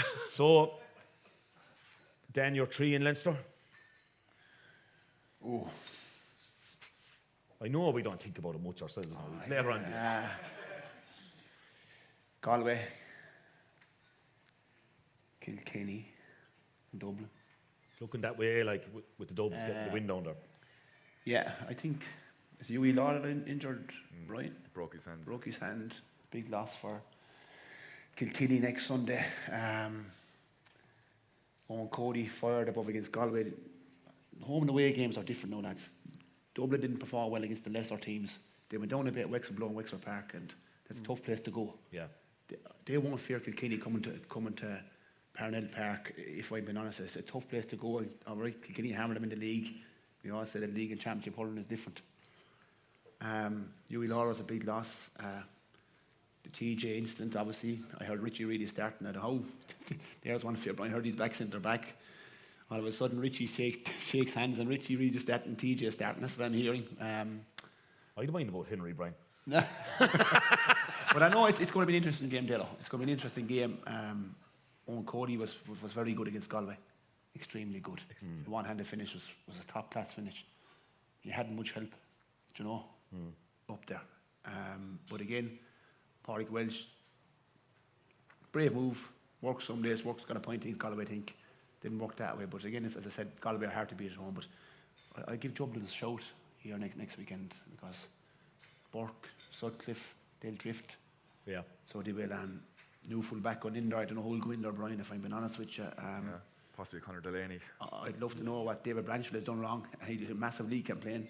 He got dropped the last couple of games. That's not been biased or anything, but he's a good young fella. But again, it's interesting. Looking forward to the game, Dalo. Looking forward to the game. You're training Bennett's Bridge, yeah? I'm there one night a week, yeah. Is young Blanchfield's from there, is he? Yeah. That's why I'm biased. I think he got man in the match in 2 league games. He did. So he did, and I don't want to get league fucking team of the year. It's only harsh, but it's just he's been playing well there. Yeah. I think the last day when the ref blew the final whistle, he got a shot puck off Murphy and blew it over the bar. If it had went an extra 2 seconds, they could have drawn the game. Yeah. Do you know? So, but no, interesting game. I'll just give Dublin a small sneak next weekend. They'd definitely be in the 3 then. I'd be in the Leinster final if they win this one. Just the way they'd be straight shootout then for third in Nolan Park. Because Galway will win. It's gas. I suppose we can't not talk about it, TJ, a small bit. We won't get into the details. We don't know the details. And I will be fair to everybody. But it is a distraction again coming in. Do you any few distractions in your time? Like going back, we'd really, with no point asking Hoagie this, like squeaky clean, yeah. You waited till you were in Thailand or in Hawaii or somewhere until you went out for a few. We had heaps of distractions. Had you? Yeah, we had managers walking. Yeah, who said what I told you? He obviously remembers what I told him. We had a couple of managers who pulled out, and Cregan had walked away over it. Joe retired in Bunratty, did he? Joe retired in Bunratty after Clare kicking the shit out of us. And yeah. So a dual player was an issue in Limerick for a while. So like when those things go on, it does affect the squad. Like what happened Sunday night, I don't know actually what happened inside the event. I said probably nobody ever does. If there's a row here in Dungarvan tonight, then you probably get blamed. But nobody will really know the full story, and that's normal. They probably happen most weekends, unfortunately. But what actually happened, I don't know. It was some bit of an altercation, and Pat ended up getting arrested. I think everybody knows who the player is now at this stage. But it's unfortunate, and John definitely wouldn't want that kind of noise. I think, I'd say from a squad point of view, I think the bigger issue they would have had would be it probably wasn't a night out, because they would have had 2 weeks of a break, and they had their little bit of a break the time before, and with 7 days to the Clare game, they wouldn't have been given the all clear. But obviously it's been dealt with and they move on, but these type of side shows don't work. The only thing that I do know for certain is Pat Ryan's a good guy. He would be very popular within the squad, very nice guy, easy to deal with. So whatever happened was unfortunate, very much not in his character, unfortunately, even though we've had a couple of incidents in the past with different guys that I can't defend. But just, as I said, I'd say if you were within John Kiley's vicinity on Monday morning and he gets the call about this, I'd say his reaction wouldn't be pretty. No, but he's a good man to handle it, and as I said, he's had a bit of experience up to now, so he'll be well able. I wouldn't like to be the reporter asking him about it on Sunday evening. Are we here to talk about hurling, are we? You get the old Cody stare, would he? He's becoming more Cody-esque by the week, I tell you. Well, I've obviously managed Clare for 3 years and Dublin for 6 years, so I had a few of these ones, not maybe breaking, drinking bans and stuff like that. Like now, the world we live in, sure, Jesus, phones and everything has gone beloobas. Like with the Clare lads, because I'd hurled with most of them, thought they could take liberties, like, so I had to clamp down a bit in them. The Dubs then thought I was a complete buffhead altogether, like, up. What's he saying? Only for I'd Morris O'Brien and Ryan O'Dwyer to interpret for me for about the first 2 years. But I had one, with no names mentioned now. He'll probably know who he is himself if he watches the show. I don't know if he does. But there was a drinking ban. We were coming up to a crucial game, and I think he finished an exam and got very drunk, and which is understandable. We were all that soldier at one stage. But I think he took a stumble and got an old fall, and then it was against the team protocol.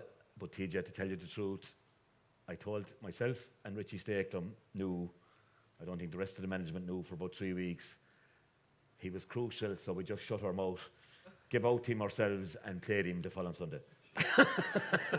I think as manager in a hurling game, or let's say even at work or whatever it is, and we all have different places, right? I think we like to say that we treat everybody equal, which the reality is you don't. George Orwell. Yeah. All pigs. Yeah.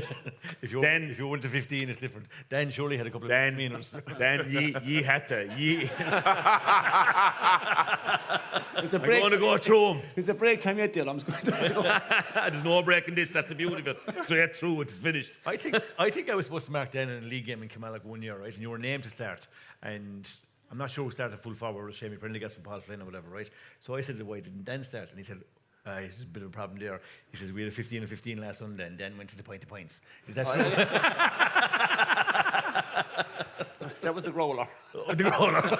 Yeah, like, the growler. It was good information off the growler, though. You had to go. It was dropped a week before for playing soccer. That was it. No, like, go hold on now. Mole. Where do I start? Oh, worse. What? You? No. Flinner? No, he was okay. Flinner was okay. He never put his hand up. He ran the beer. But no, I suppose we had a few characters. The bull feeling? The bull feeling. I couldn't say the story about the bull, to be honest. He got hurt. Lad, he got a lovely Ben Sherman shirt one night, and he got sick all over it. So, but how would Justin handle it like? Yeah, to his credit, Dalo, boy, he never made a big issue of it. He never made a big issue, whereas other managers would. Your own ex-manager, Davey, would have make an issue early. He was never my manager, no. No, yeah. He was even mine. No, but we would have. Justin was outstanding like that deal. So he was. Again, Gerald, I suppose, after the 98, the drawing game in 98, the Tour de France was coming through there, but there was 5 or 6 of us on the piss that fucking Monday. That's why we went out and played shit the following week. But no, I'd say Justin was brilliant because never once did he give out in the dressing room about drink. I suppose we lads that would go missing for 1 or 2 days after a game, a championship game, you know, and you wouldn't find them Monday. Usually after Monday you find them Tuesday, but we'd have one fella especially, you'd find them Thursday. But by God, when he came back to Thursday, he'd lapped the whole lot of us. That was the key, like, you know, but that's the way he was. I won't mention his name now, but he's my first cousin. We all know.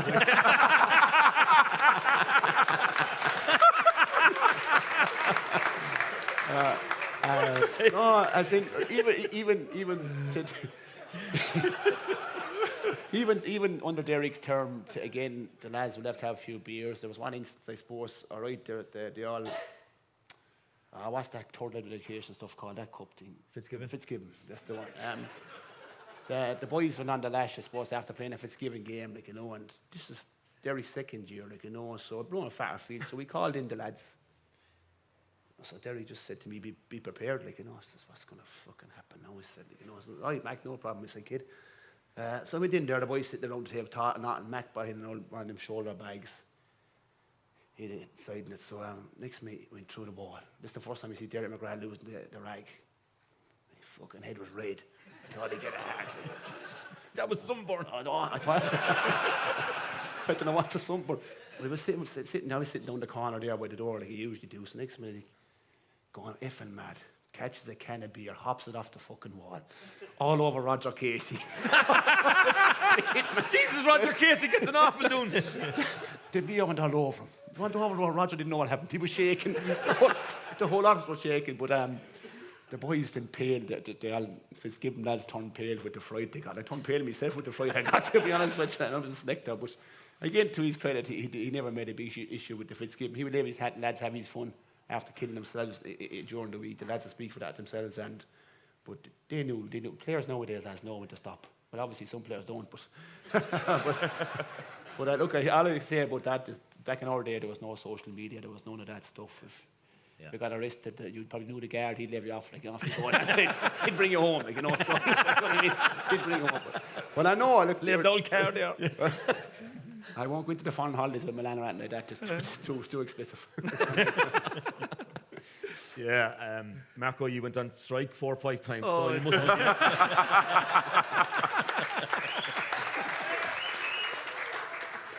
You caused the first strike, didn't you? Dan actually told me he was driving a brand new Jeep on behalf of the strike in Cork. And he changed it a good few times now, like, you know. We went on strike, we did a lot of, that's water under the bridge now, Dalo, and we won a couple of All Irelands afterwards, but I just mentioned, you mentioned Milan and Owen Kelly, and I didn't mention no, the lads mentioned him. I could have mentioned 4 or 5 more as well. Like. Cork City and Waterford were playing the night before the Munster final, and I don't know, was it 2004 or 5, whatever year it was, anyway, but Kelly and Milan were at the match, and they said they'd make a quick exit with about 5 minutes to go. I know the score was 1-1 or something like that anyway. And they were walking past the Cork crowd, and next of all the Cork soccer supporters, Sully's gonna get ya. So, look, it's like we've had a lot of incidents down through the years.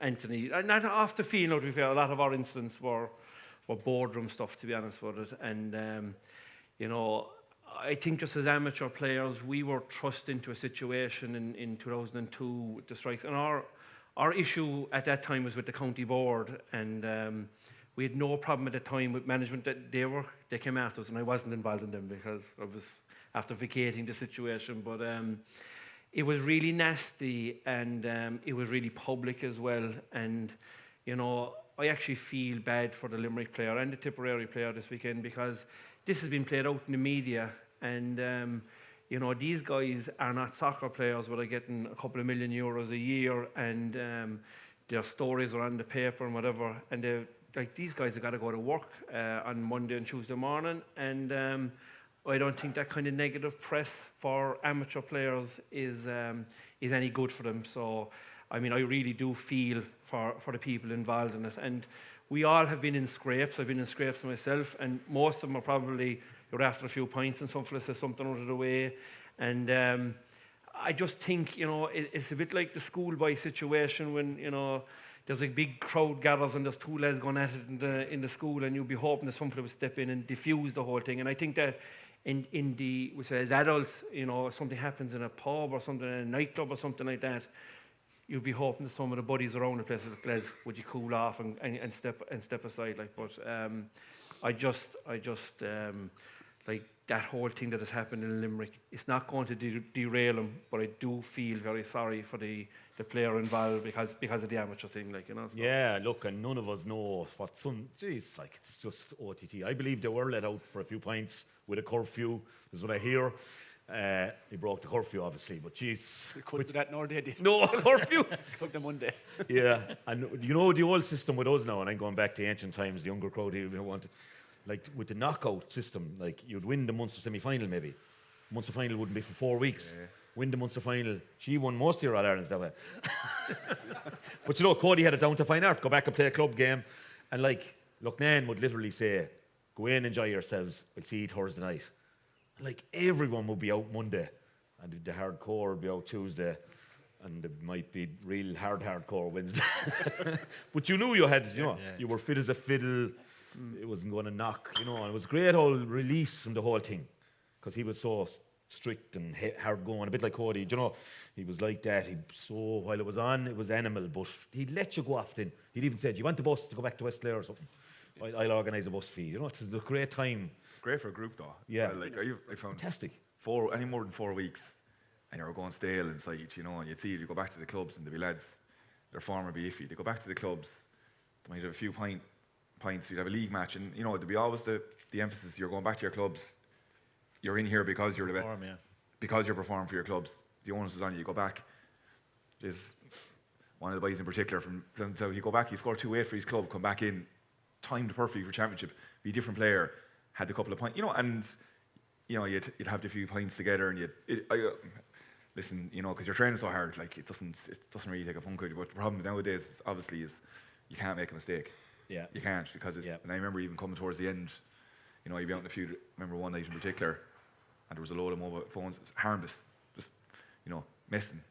Luckily, there's a few of the girlfriends there, and they copped what was going on and straight in and stopped, you know. And but like that could be recorded, you know, a couple of seconds up on social media, and so poor young lad then is stop. Times have changed, lads. As in, you look at the lads now; they're powerful. They can have a few points. It won't affect them. They're so fit, they're so powerful. The gym session, they're doing the training, they're doing the intensity, is unbelievable. So I don't see any. Yeah, and you look at the rugby then. Yeah, they play a game, have a beer, or have a few beers, and then we're all caught up. I think it was the My Body and Biscuits in Clare in 13.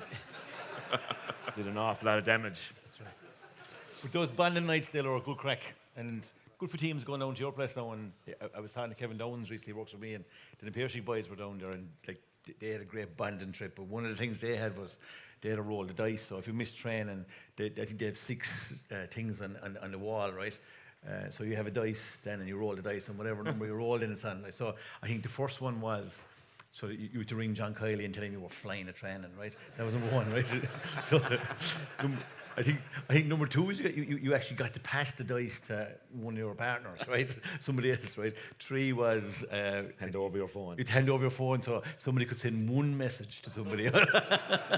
Number 4 then was you to ring the intermediate manager, tell him that you were after falling out with the senior manager, you were flying it, you wanted to go back and play with the intermediates, but you'd only play if you were captain. That was Kevin Downs. That was Kevin Downs.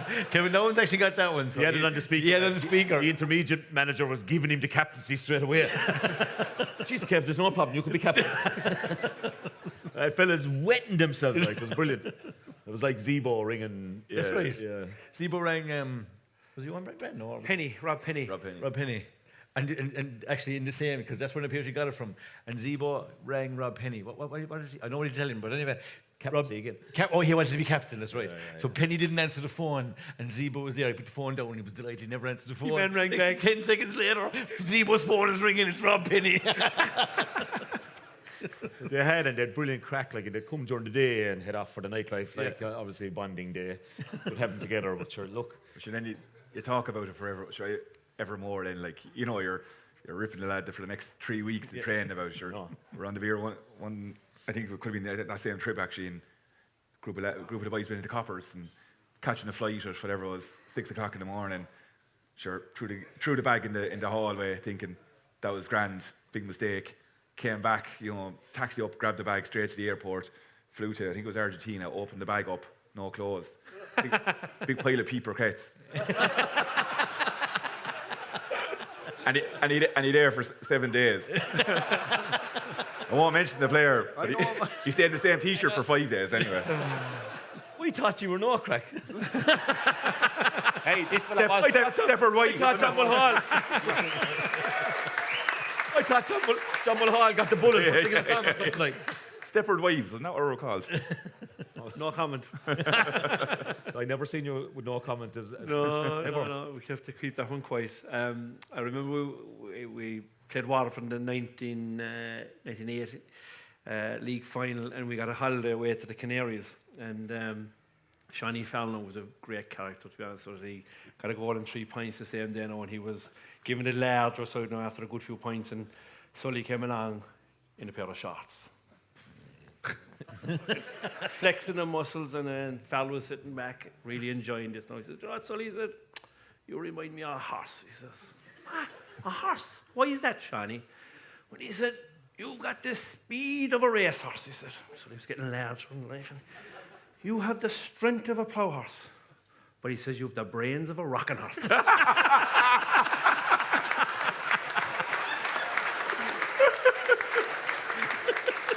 He didn't feature for too long after. I'd say he was asked to go in full forward a couple of nights.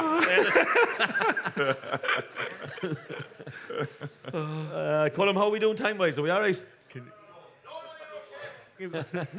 I was going to say... We're not staying over, myself and TJ. We've about 15 minutes. Is that okay? Perfect. We'd love a few questions. We'd love a few questions. I was going to ask you then about that Cork team there that you had. They were the most unbelievable games.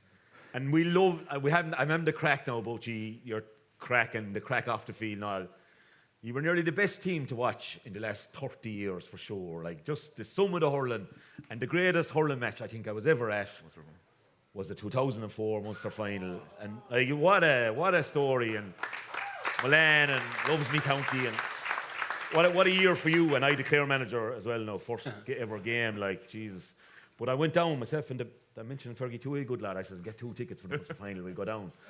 And you know, it was such a day of all that's good about the Munster Championship, and you beat them as well then, of course. And we'd have been a graphy, of course, because we were both the minnows of Munster, obviously, in that order, it'd be Cork or Tip, fancying themselves the boys, third, and ourselves and yourselves the poor relations. But so we always like it when you'd win them ones.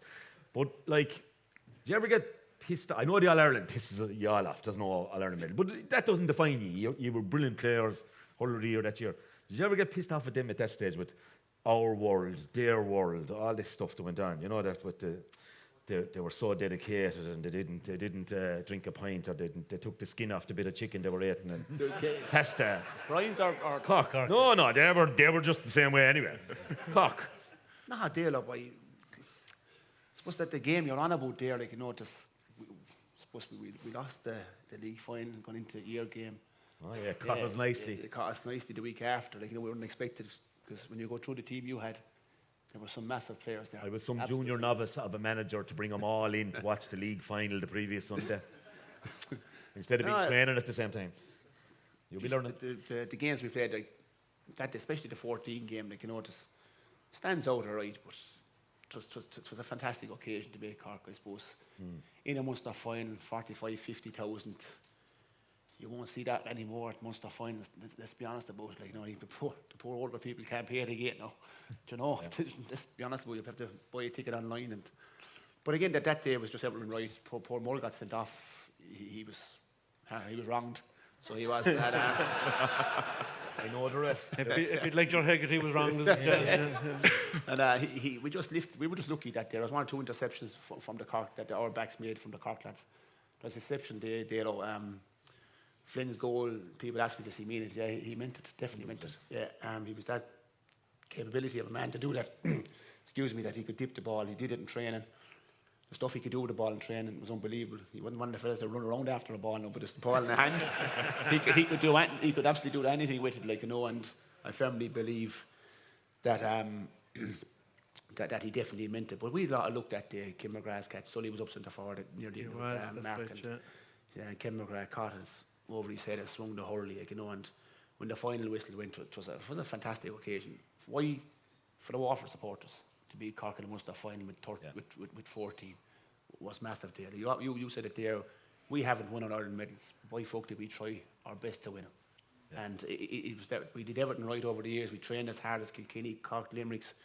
We just met better teams on the day. On our day, we met a massive Kilkenny team, a massive Cork team. Now our lads are meeting a massive Limerick team. Do you know? And we were just unlucky. But I can assure you, I can remember us doing the laps of the field in November, December, January, February, Milan with his socks up and the woolly hat on, and he's always last or second last. Well, he'd always, like myself, always build up the tempo. You'd always, by the time the summer came, you'd hit the ground absolutely running. I hated winter hurling, so I was always out of condition a bit. But the minute the summer came, I absolutely loved the hard ground. Like, you know, that ball bouncing into your hand, that was it. Like, you know, and if you'd mull for that semi-final. Yeah, it's a good question. 100%, Dalo. Like, you know, he's a massive loss. Jesus, he's 5 All-Stars, and All-Stars are good to have. They're individual things. They're great to have, but we'd all swap everything for the Ireland medal. Milan was an awesome player, Dalo, but we had a lot of awesome players. So we were just unlucky. We didn't get over the line on a few occasions. 98 Ireland semi-final stands out Kilkenny. You know, beaten by a point, mishit ball, they end up in the back of the net. The 0-7 Limerick, Donny. Even 202, Clare coming the back door from nowhere. We were just unlucky, and I'd love to have had Justin McCarthy in charge of an All-Ireland final appearance, because I think he would have had us absolutely spot on. Do you know, that's just my opinion, like, you know, and all the lads to different things. But as I said, Dalo, boy, I wish I was 20 years effing younger, to be honest. I'd love to be going out there next weekend in Wells Park playing, but time doesn't hold for anyone, like, you know, but great occasions. I kind of happy enough in the early 50s, but if I could stay in the early 50s. I know the hair is gone and there's a bit more there, like, but you know, it's there's none of us getting any younger anyways. So, lads, look, great crack. Would like a bit of input from down there. I'm going to ask you, because we're moving on in the season, and look, we will be looking forward to that weekend. This weekend is massive. The last weekend in Leinster is going to be massive. Munster hurling Sunday and Leinster hurling Croke Park Saturday night is going to be magic. I'm going to ask you, Hoagie, to name your 4 semi-finalists. I want to ask you for a winner now. Now, we were at this crack in the preview shows, but now we've seen a fair bit of action. Because, Claire, we're getting no mention. Name your 4 that are going to be there for the semi-final weekend. Well, I'd say Limerick and Waterford anyway, for sure. Like, genuinely, like, the way the results are going, what TJ mentioned, the way Loan is rallying the troops there, like, I wouldn't have had Clare in the reckoning hand, you know, put my hand up. I know you were staying quiet, which should have raised alarm bells, but, you know, they're in the reckoning, but I still think when it comes down to the mix, I'm going to go Kilkenny and Galway. Clare? No, you're leaving out Clare again. Okay. Yeah. Okay. He gave you an honourable mention. He was an honourable mention, yeah. All right, Hoagie. Marco. I'm trying to think. Cork. Anyway. I don't care who the other 3 are. Who would you beat in the first round again? I can't remember 2 of the smaller ones. Too far away, isn't it? Tip and Cork. Yeah. I think Limerick are certainly to win the semi-final. It's an easy one, isn't it? I expect Waterford will win on Saturday, Sunday. Like, if Cork happen to win on Saturday or Sunday, it's on Sunday. I'm going to Killarney race. It's a bit like carrying Cork in the football now. The getaway queen is running a black type race on Sunday, so I'm going to be in Killarney. Jeez, I'm there. So I'm focused. I'm focused on something else. They're at the 60th Monday night. Will you hold her over for? Like, if it happened that we got the miracle and we beat Waterford, there's a massive game then for Waterford going into the Clare game. So if you were asking me Monday morning, I definitely have an answer for you as to who the semi-finalists will be.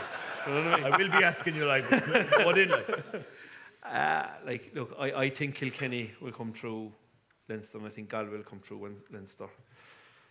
And I think it'll be Waterford or Clare will be the fourth team in the semi-final. Name the fourth team, please. I think Waterford will be there. Hometown. If we were in the Old Ground Hotel now in Innis. To be clear, you'd talk about running with the hares and hunting with the hounds. No. Then. Yeah, I go definitely Waterford and Limerick, Dalo. I'm going to give Clare definitely a shout. I think TK hasn't started shooting yet. Mentioned I said yes, he'll probably get 13 or 15 points at least now next Sunday. But Peter Duggan is a massive addition. Shanagar, again, to come. There's a lot, one or two lads injured, maybe could be back. McCarthy, Rogers, am I right in saying that? I don't know. But, David Reedy. Reedy. There's something happened with Lohan. Cleary's been questioned at full back, and yet hasn't been exploited, to his credit. He's not going to pick Clare either. I am, actually, TJ. I I give Clare a nod, and I'm going to give Kilkenny the other nod, to be honest with you. I think Galway are ferocious at home, but take them into Thurles or Páirc Uí Chaoimh or one of the bigger pitches with the bigger lads, and see what Waterford done last year. I know Henry's there this year. I think they're my four teams, so they are TJ, Dalo. I'd love to see, it doesn't Limerick and Dalo, I'd love to hear your opinion on it, TJ. Why Kiley hasn't put the two big fellas on the edge of the square for 15, Hegarty and Hayes, we'd say, just for 10 minutes when they're struggling under him, bringing area ball. See, could they win it? If you know what I'm saying, Gillan coming off him. Yeah, I don't think that Paul Kinnock believes in Route 1. He's not a kind of a Jack Charlton man. I think he likes the way that the two boys at 10 and 12, Tom Morrissey and Grode Hegarty, are kind of free players to move up and down, and they cover 12 plus 12.5, 13 kilometres on their GPS. How many kilometres do you kind of GPS in your word? 6 miles. On the bike. Yeah, but he just doesn't believe in it. I think he likes just the way they play. Like you'd see other teams might change the way they play the game, but he doesn't seem to like that. I'm just not sure. And myself and Dale were on the same page a long time that I was looking forward to seeing Kyle Hayes in the forwards. After seeing him in the forwards, I'm just not sure it suits him. I think that he's definitely better facing the ball and kind of coming with a straight run rather than coming out to the ball and turning. So I don't think you're going to see that. And I suppose if you saw up close and personal Aaron Gillan and Jamie Flanagan, I think they'd probably tell you, we are two big boys. Do you know what I mean? So which they are like. So yeah, I just don't see him doing it. Kane Lynch is critical though. Yeah, I just thought of a plan B maybe 10 minutes to go if they're struggling. Like if they're under pressure, but they can go high. They're never struggling. Oh yeah, but sure. It's true too late out. Give us your fourth age. You never told me this question coming on. I didn't get time to think about it. But there's a couple of conundrums that I see coming down the track, right? I told you this. Potentially, if Limerick get to a Munster final, they'll have one game in 7 weeks because the Munster final is, and then they'll be cold, I think, in a semi-final. I think Liam Cahill's ideal situation is to be finished fourth, not play a Munster final, let you off and get a clipping in the Munster final. Then you won't recover from it. That would be the ideal plan for him. So I'm going to go for Limerick and Waterford in the semi-final against each other. One semi-final. Ooh. Right? Which would be the time to put him out there. Might be the time. One chance. So that's what I'm thinking. I think if you ask Liam Cahill, his ideal plan today, I'd say that's what he'd be going for. The other one, I'm not sure. There's a question. I said Kilkenny all along. I wasn't overly impressed with him in Salt Hill, but they still nearly got a result out of it. There's a question mark about their wing backs in the midfield. Obviously, TJ at full forward. I was looking forward to seeing that. And then Cody didn't even give us 10 minutes with the wind. So there's a couple of question marks about Kilkenny. And the big question mark I have about Kilkenny, you touched on it earlier, is I saw it with my own two eyes. Like, obviously, the coaching, let's say, Gorta, Comerford, and Conor Phelan, and whatever, whoever's doing actually the coaching on the pitch, there's definitely a transition in Kilkenny. Like you saw in the first half, Owen Murphy's trying to go short. It worked for a while, but definitely didn't. It broke down a couple of times and cost them possibly 1-2, 1-3 maybe in the first half. And Cody lost the plot. The hat went up and he spit in the hands. He turned around to Gorta once or twice. I can't lip read him. I'm not sure what he said. but it was something about the fucking ball long or something like that, right? So they changed in the second half. So I'd be curious to see them against Dublin as to whether, like, it was unusual to see Owen Murphy by his high standards the way he was, right? And it cost him a few scores. So will Cody buy into that new style? I think it was suiting them, actually. I think they were getting places. So I have a question mark about them. I think Galway will win Leinster. Galway will be in the semi-final. And who will they be playing? They can't play Kilkenny because they'll play them, so Kilkenny get knocked out. So Clare to beat Kilkenny in the quarter-final. Galway to beat Clare in the semi-final. Galway and Limerick are in the final. There you go, you have it all. Go to your local bookmaker, no mention of Waterford. Beaten by Limerick in the semi. I'll let you know in a couple of weeks. Okay. It'll be Clare in Dublin anyway. Just if you're watching there, John Costello might be available at the end of the year and we get chucked out of this crack. Yeah, I go along with. I just think Munster's a bit stronger than Leinster at the moment. You're not what you were, Brian, and I think the three that come out of Munster will make the semi-finals.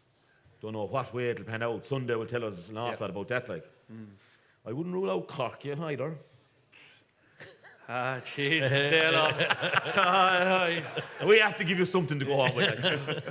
Little olive branch. I love it. You've only handy drive. And you don't mean it, you whore, like. Well, do you know, if you asked me to start of the year, I would have. Like, but something has got not right. No. Something's not right. Great stuff, lads. Colin might say the Spurs beat Arsenal. Okay, we'll just check on the score. It was 3-0.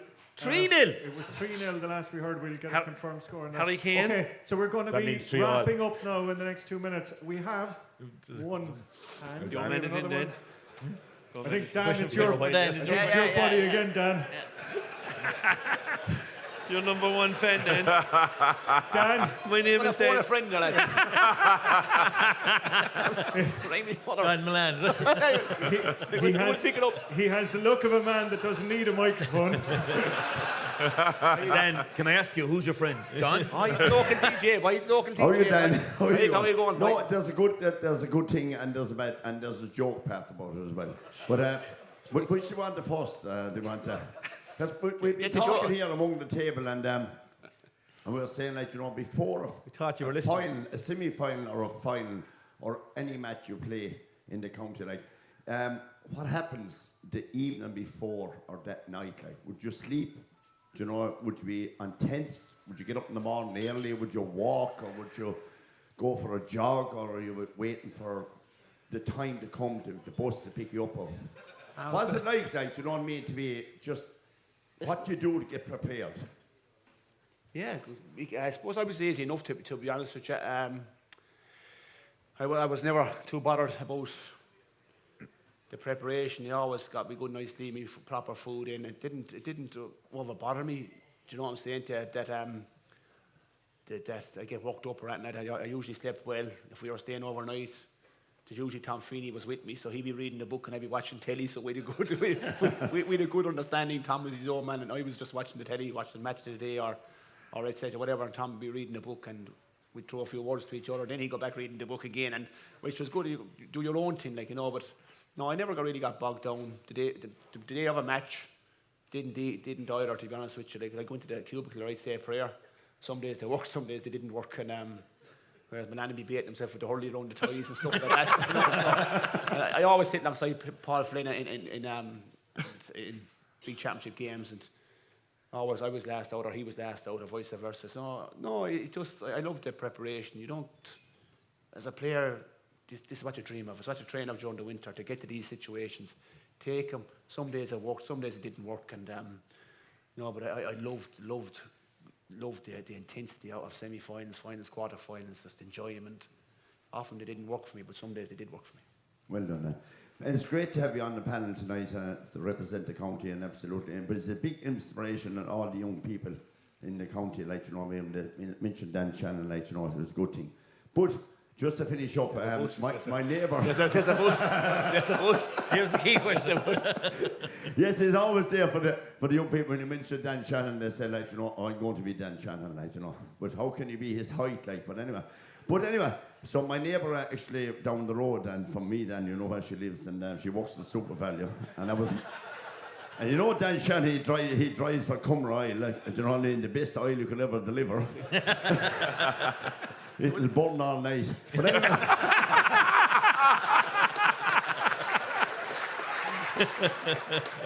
There's the new slogan for the company. Get Dan's oil, it'll never run out. Told you I was going to get hit. I say you're getting a few extra litres. She was down the Super Valley, and I walked into the shop, and she said, Mike, she said, "Would you never guess?" She said, "Who called in to say it's his mom? She had to give me a Super Valley." She said, Dan Stanley came down, she said, today, she said, he filled my tank. So we... They packed that microphone quick.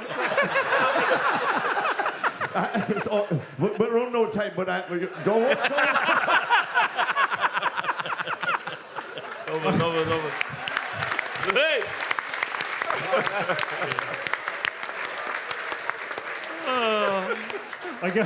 I get the impression there's a lad here that's going to match this. You're wrong. Landers. 4 out of 4. No, I want 1 horse for this weekend. I want big odds. I find it very hard to beat the 66-1 Lord Lariat. Give me half that.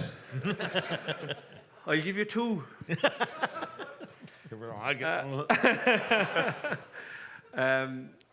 You probably know we set up the racing club there, the Command Racing Club. So great start yesterday. We've two leased with Jim Balger, 1 with Willie Mullins, and 1 with William McCreary. So we started off last night. Didn't start after a great start, I'd have to say, but she scoped okay this morning. You know herself now, and she'll be grand, and she'll do the business at some stage. But we have 1 going tomorrow. What's her name, Dalo? Poetic? No, Purple Gown. Purple Gown. I think that'll go well in the 6:20 tomorrow in Leopardstown. If you take the price, you're in trouble now. You won't get another one. So, and I think Tuesday we'll be in Killarney, and there's a big water of a connection with this one now, because a man by the name of Sean Hannity, former Knockanore Shamrock's man, he has a horse running on Tuesday night by the name of Inchiquin Star. Wasn't named after shame, you know, I don't think, but anyway. I think that'll go very well as well on Tuesday night. So if I had to pick one of the 2 of them, I'd pick the Star on Tuesday night. I think that'll win. All right?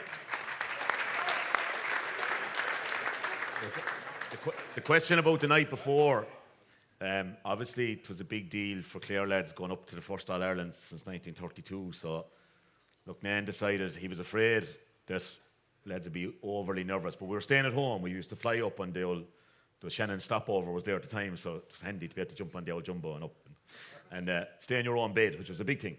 But he was conscious that a few fellas were very nervous, so I think it was a placebo thing now. But you'd be offered a mild sleeping tablet. I don't know now, would that be against the fucking drug laws at this stage? But anyway, it's 27 years ago, so I'm not worried about telling it. I swear there was nothing in the fucking thing, but when you took it, you know what? You nearly got drowsy, you thought. And you would get to 5 or 6 hours, which would do you. But as the time went on then, there was only 6 or 7 of us now, prime boys. Like the Sparrow would take anything. If he thought he'd play better the following day, he'd inject himself. Oh, are you getting that injection there? He said, to give it a boost for the energy. I don't know, I'm getting it anyway. But anyway, as time went on, and we stayed around the scene, I suppose the boys' torture was 96, Kieran Carey. Then 97, massive again. So the tablets were going, but the crack was going as well, you see.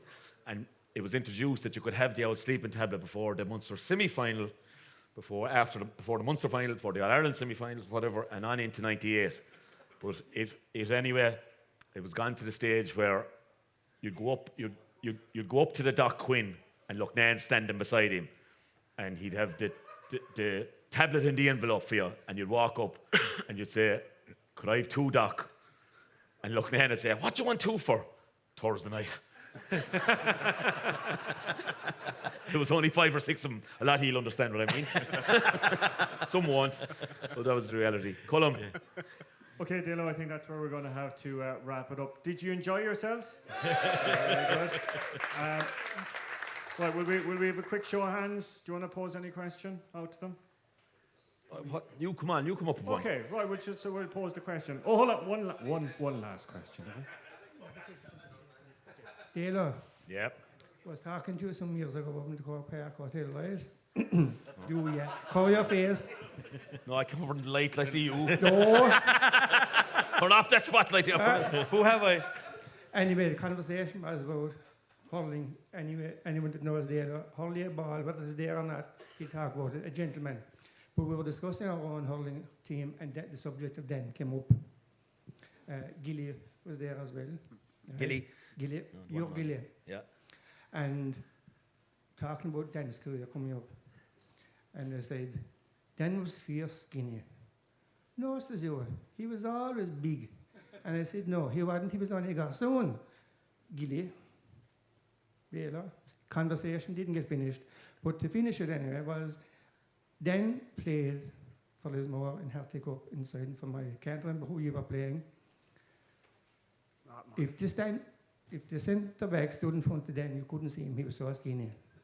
So he wasn't always as big as he is now. Right?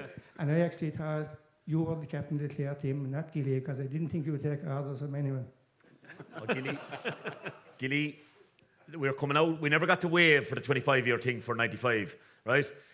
And the 97 boys and the 95 boys are coming out together, so we're looking forward to a massive weekend, hopefully. And we said we'd better add one of the 97 boys to the organising committee of 7 or 8 from the 95 team, because they were there in place, Shawnee and Frank Lowe and these boys. And I'm on it, and we said we'd add Gilligan. He's taking over the whole thing. He's coming up with suggestions for poker classics and fun. We're going to Barcelona in October. He's unreal. But yeah, he ruled the roost. Just before I finish up, I think being here in Waterford, I think it'd be important to acknowledge maybe what Ballygunner did in the year gone by as club champions. I think he'll do a lot for Waterford hurling. Like, it was just an incredible team. I think one of my favourite players in championship so far has been Desi. I just think he's electric inside. Be interested to see if he does something different against Cork the weekend. But I just think as corner forward, if you're watching somebody, to me, he's got it all. Made a big statement the last day as well, because Limerick were the one team that could probably shut him down and 5 from play, was it? Yeah, unbelievable. Yeah. His footwork is unbelievable. It's right soccer football. It's right soccer football. He's got his training in Brighton. You can see he's gone. He's absolutely. I think his footwork is key. But you should have gone to Brighton for a couple of years. There's no way you'll be back anyway. Okay, that is where we're going to have to wrap it up this evening. I hope you've enjoyed the night as much as we've had. You can listen to the lads, of course, every Monday around 2 o'clock on the Irish Examiner podcast. And good to hear that Renault are back on board as sponsors of the podcast. And as well, there is talk before an All-Ireland final that we might do one of these nights again. So hopefully there's a few of the faces here tonight that we'll be seeing again in the middle of July. One in particular back there. Hi, Emma. How are you? You're looking great. And another Trea Porter coming out. Right. TJ, very quickly. That event is a weekend away job, isn't it? That is a weekend away. Yes, exactly. The Cork County Board will be paying for it because they have rooms block booked and they'll be available.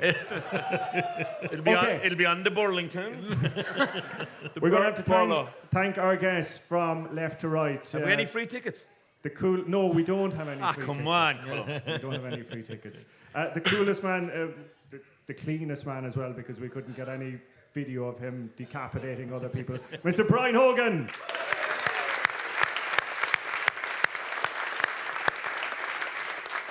Well, he doesn't have much to talk about in terms of Cork hurling, but he has plenty to talk about horse racing. He'll be in Killarney over the weekend. Will he be following the Cork hurlers on Sunday? Of course he will. Mark Landers!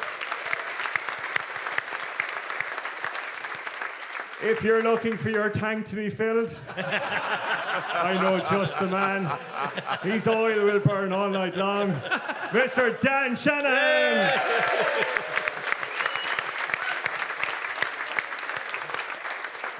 a god in Gary Spillane and one of the nicest men that you'll ever meet coming out of Limerick, provided it's before 11:30 at night. TJ Ryan!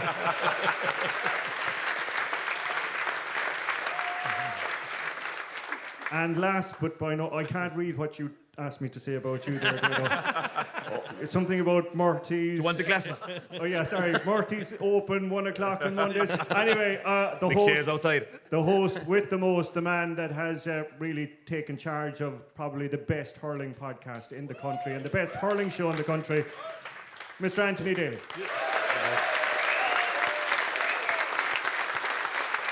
So, folks, thank you all for your company tonight. As I said, I hope you've enjoyed it as much as we have, and let's hope that the hurling this weekend will be as entertaining as the past 2 hours. And don't forget, you can log on to the Irish Examiner website. We have all new subscription models and everything like that for you. And the podcast going out at 2 o'clock on Monday, when the lads will be looking back over another epic and indeed make or break weekend in the Munster Senior Hurling Championship. That's it from us. And a huge thanks as well too to the staff and the management of the Old Bank here in Dungarvan.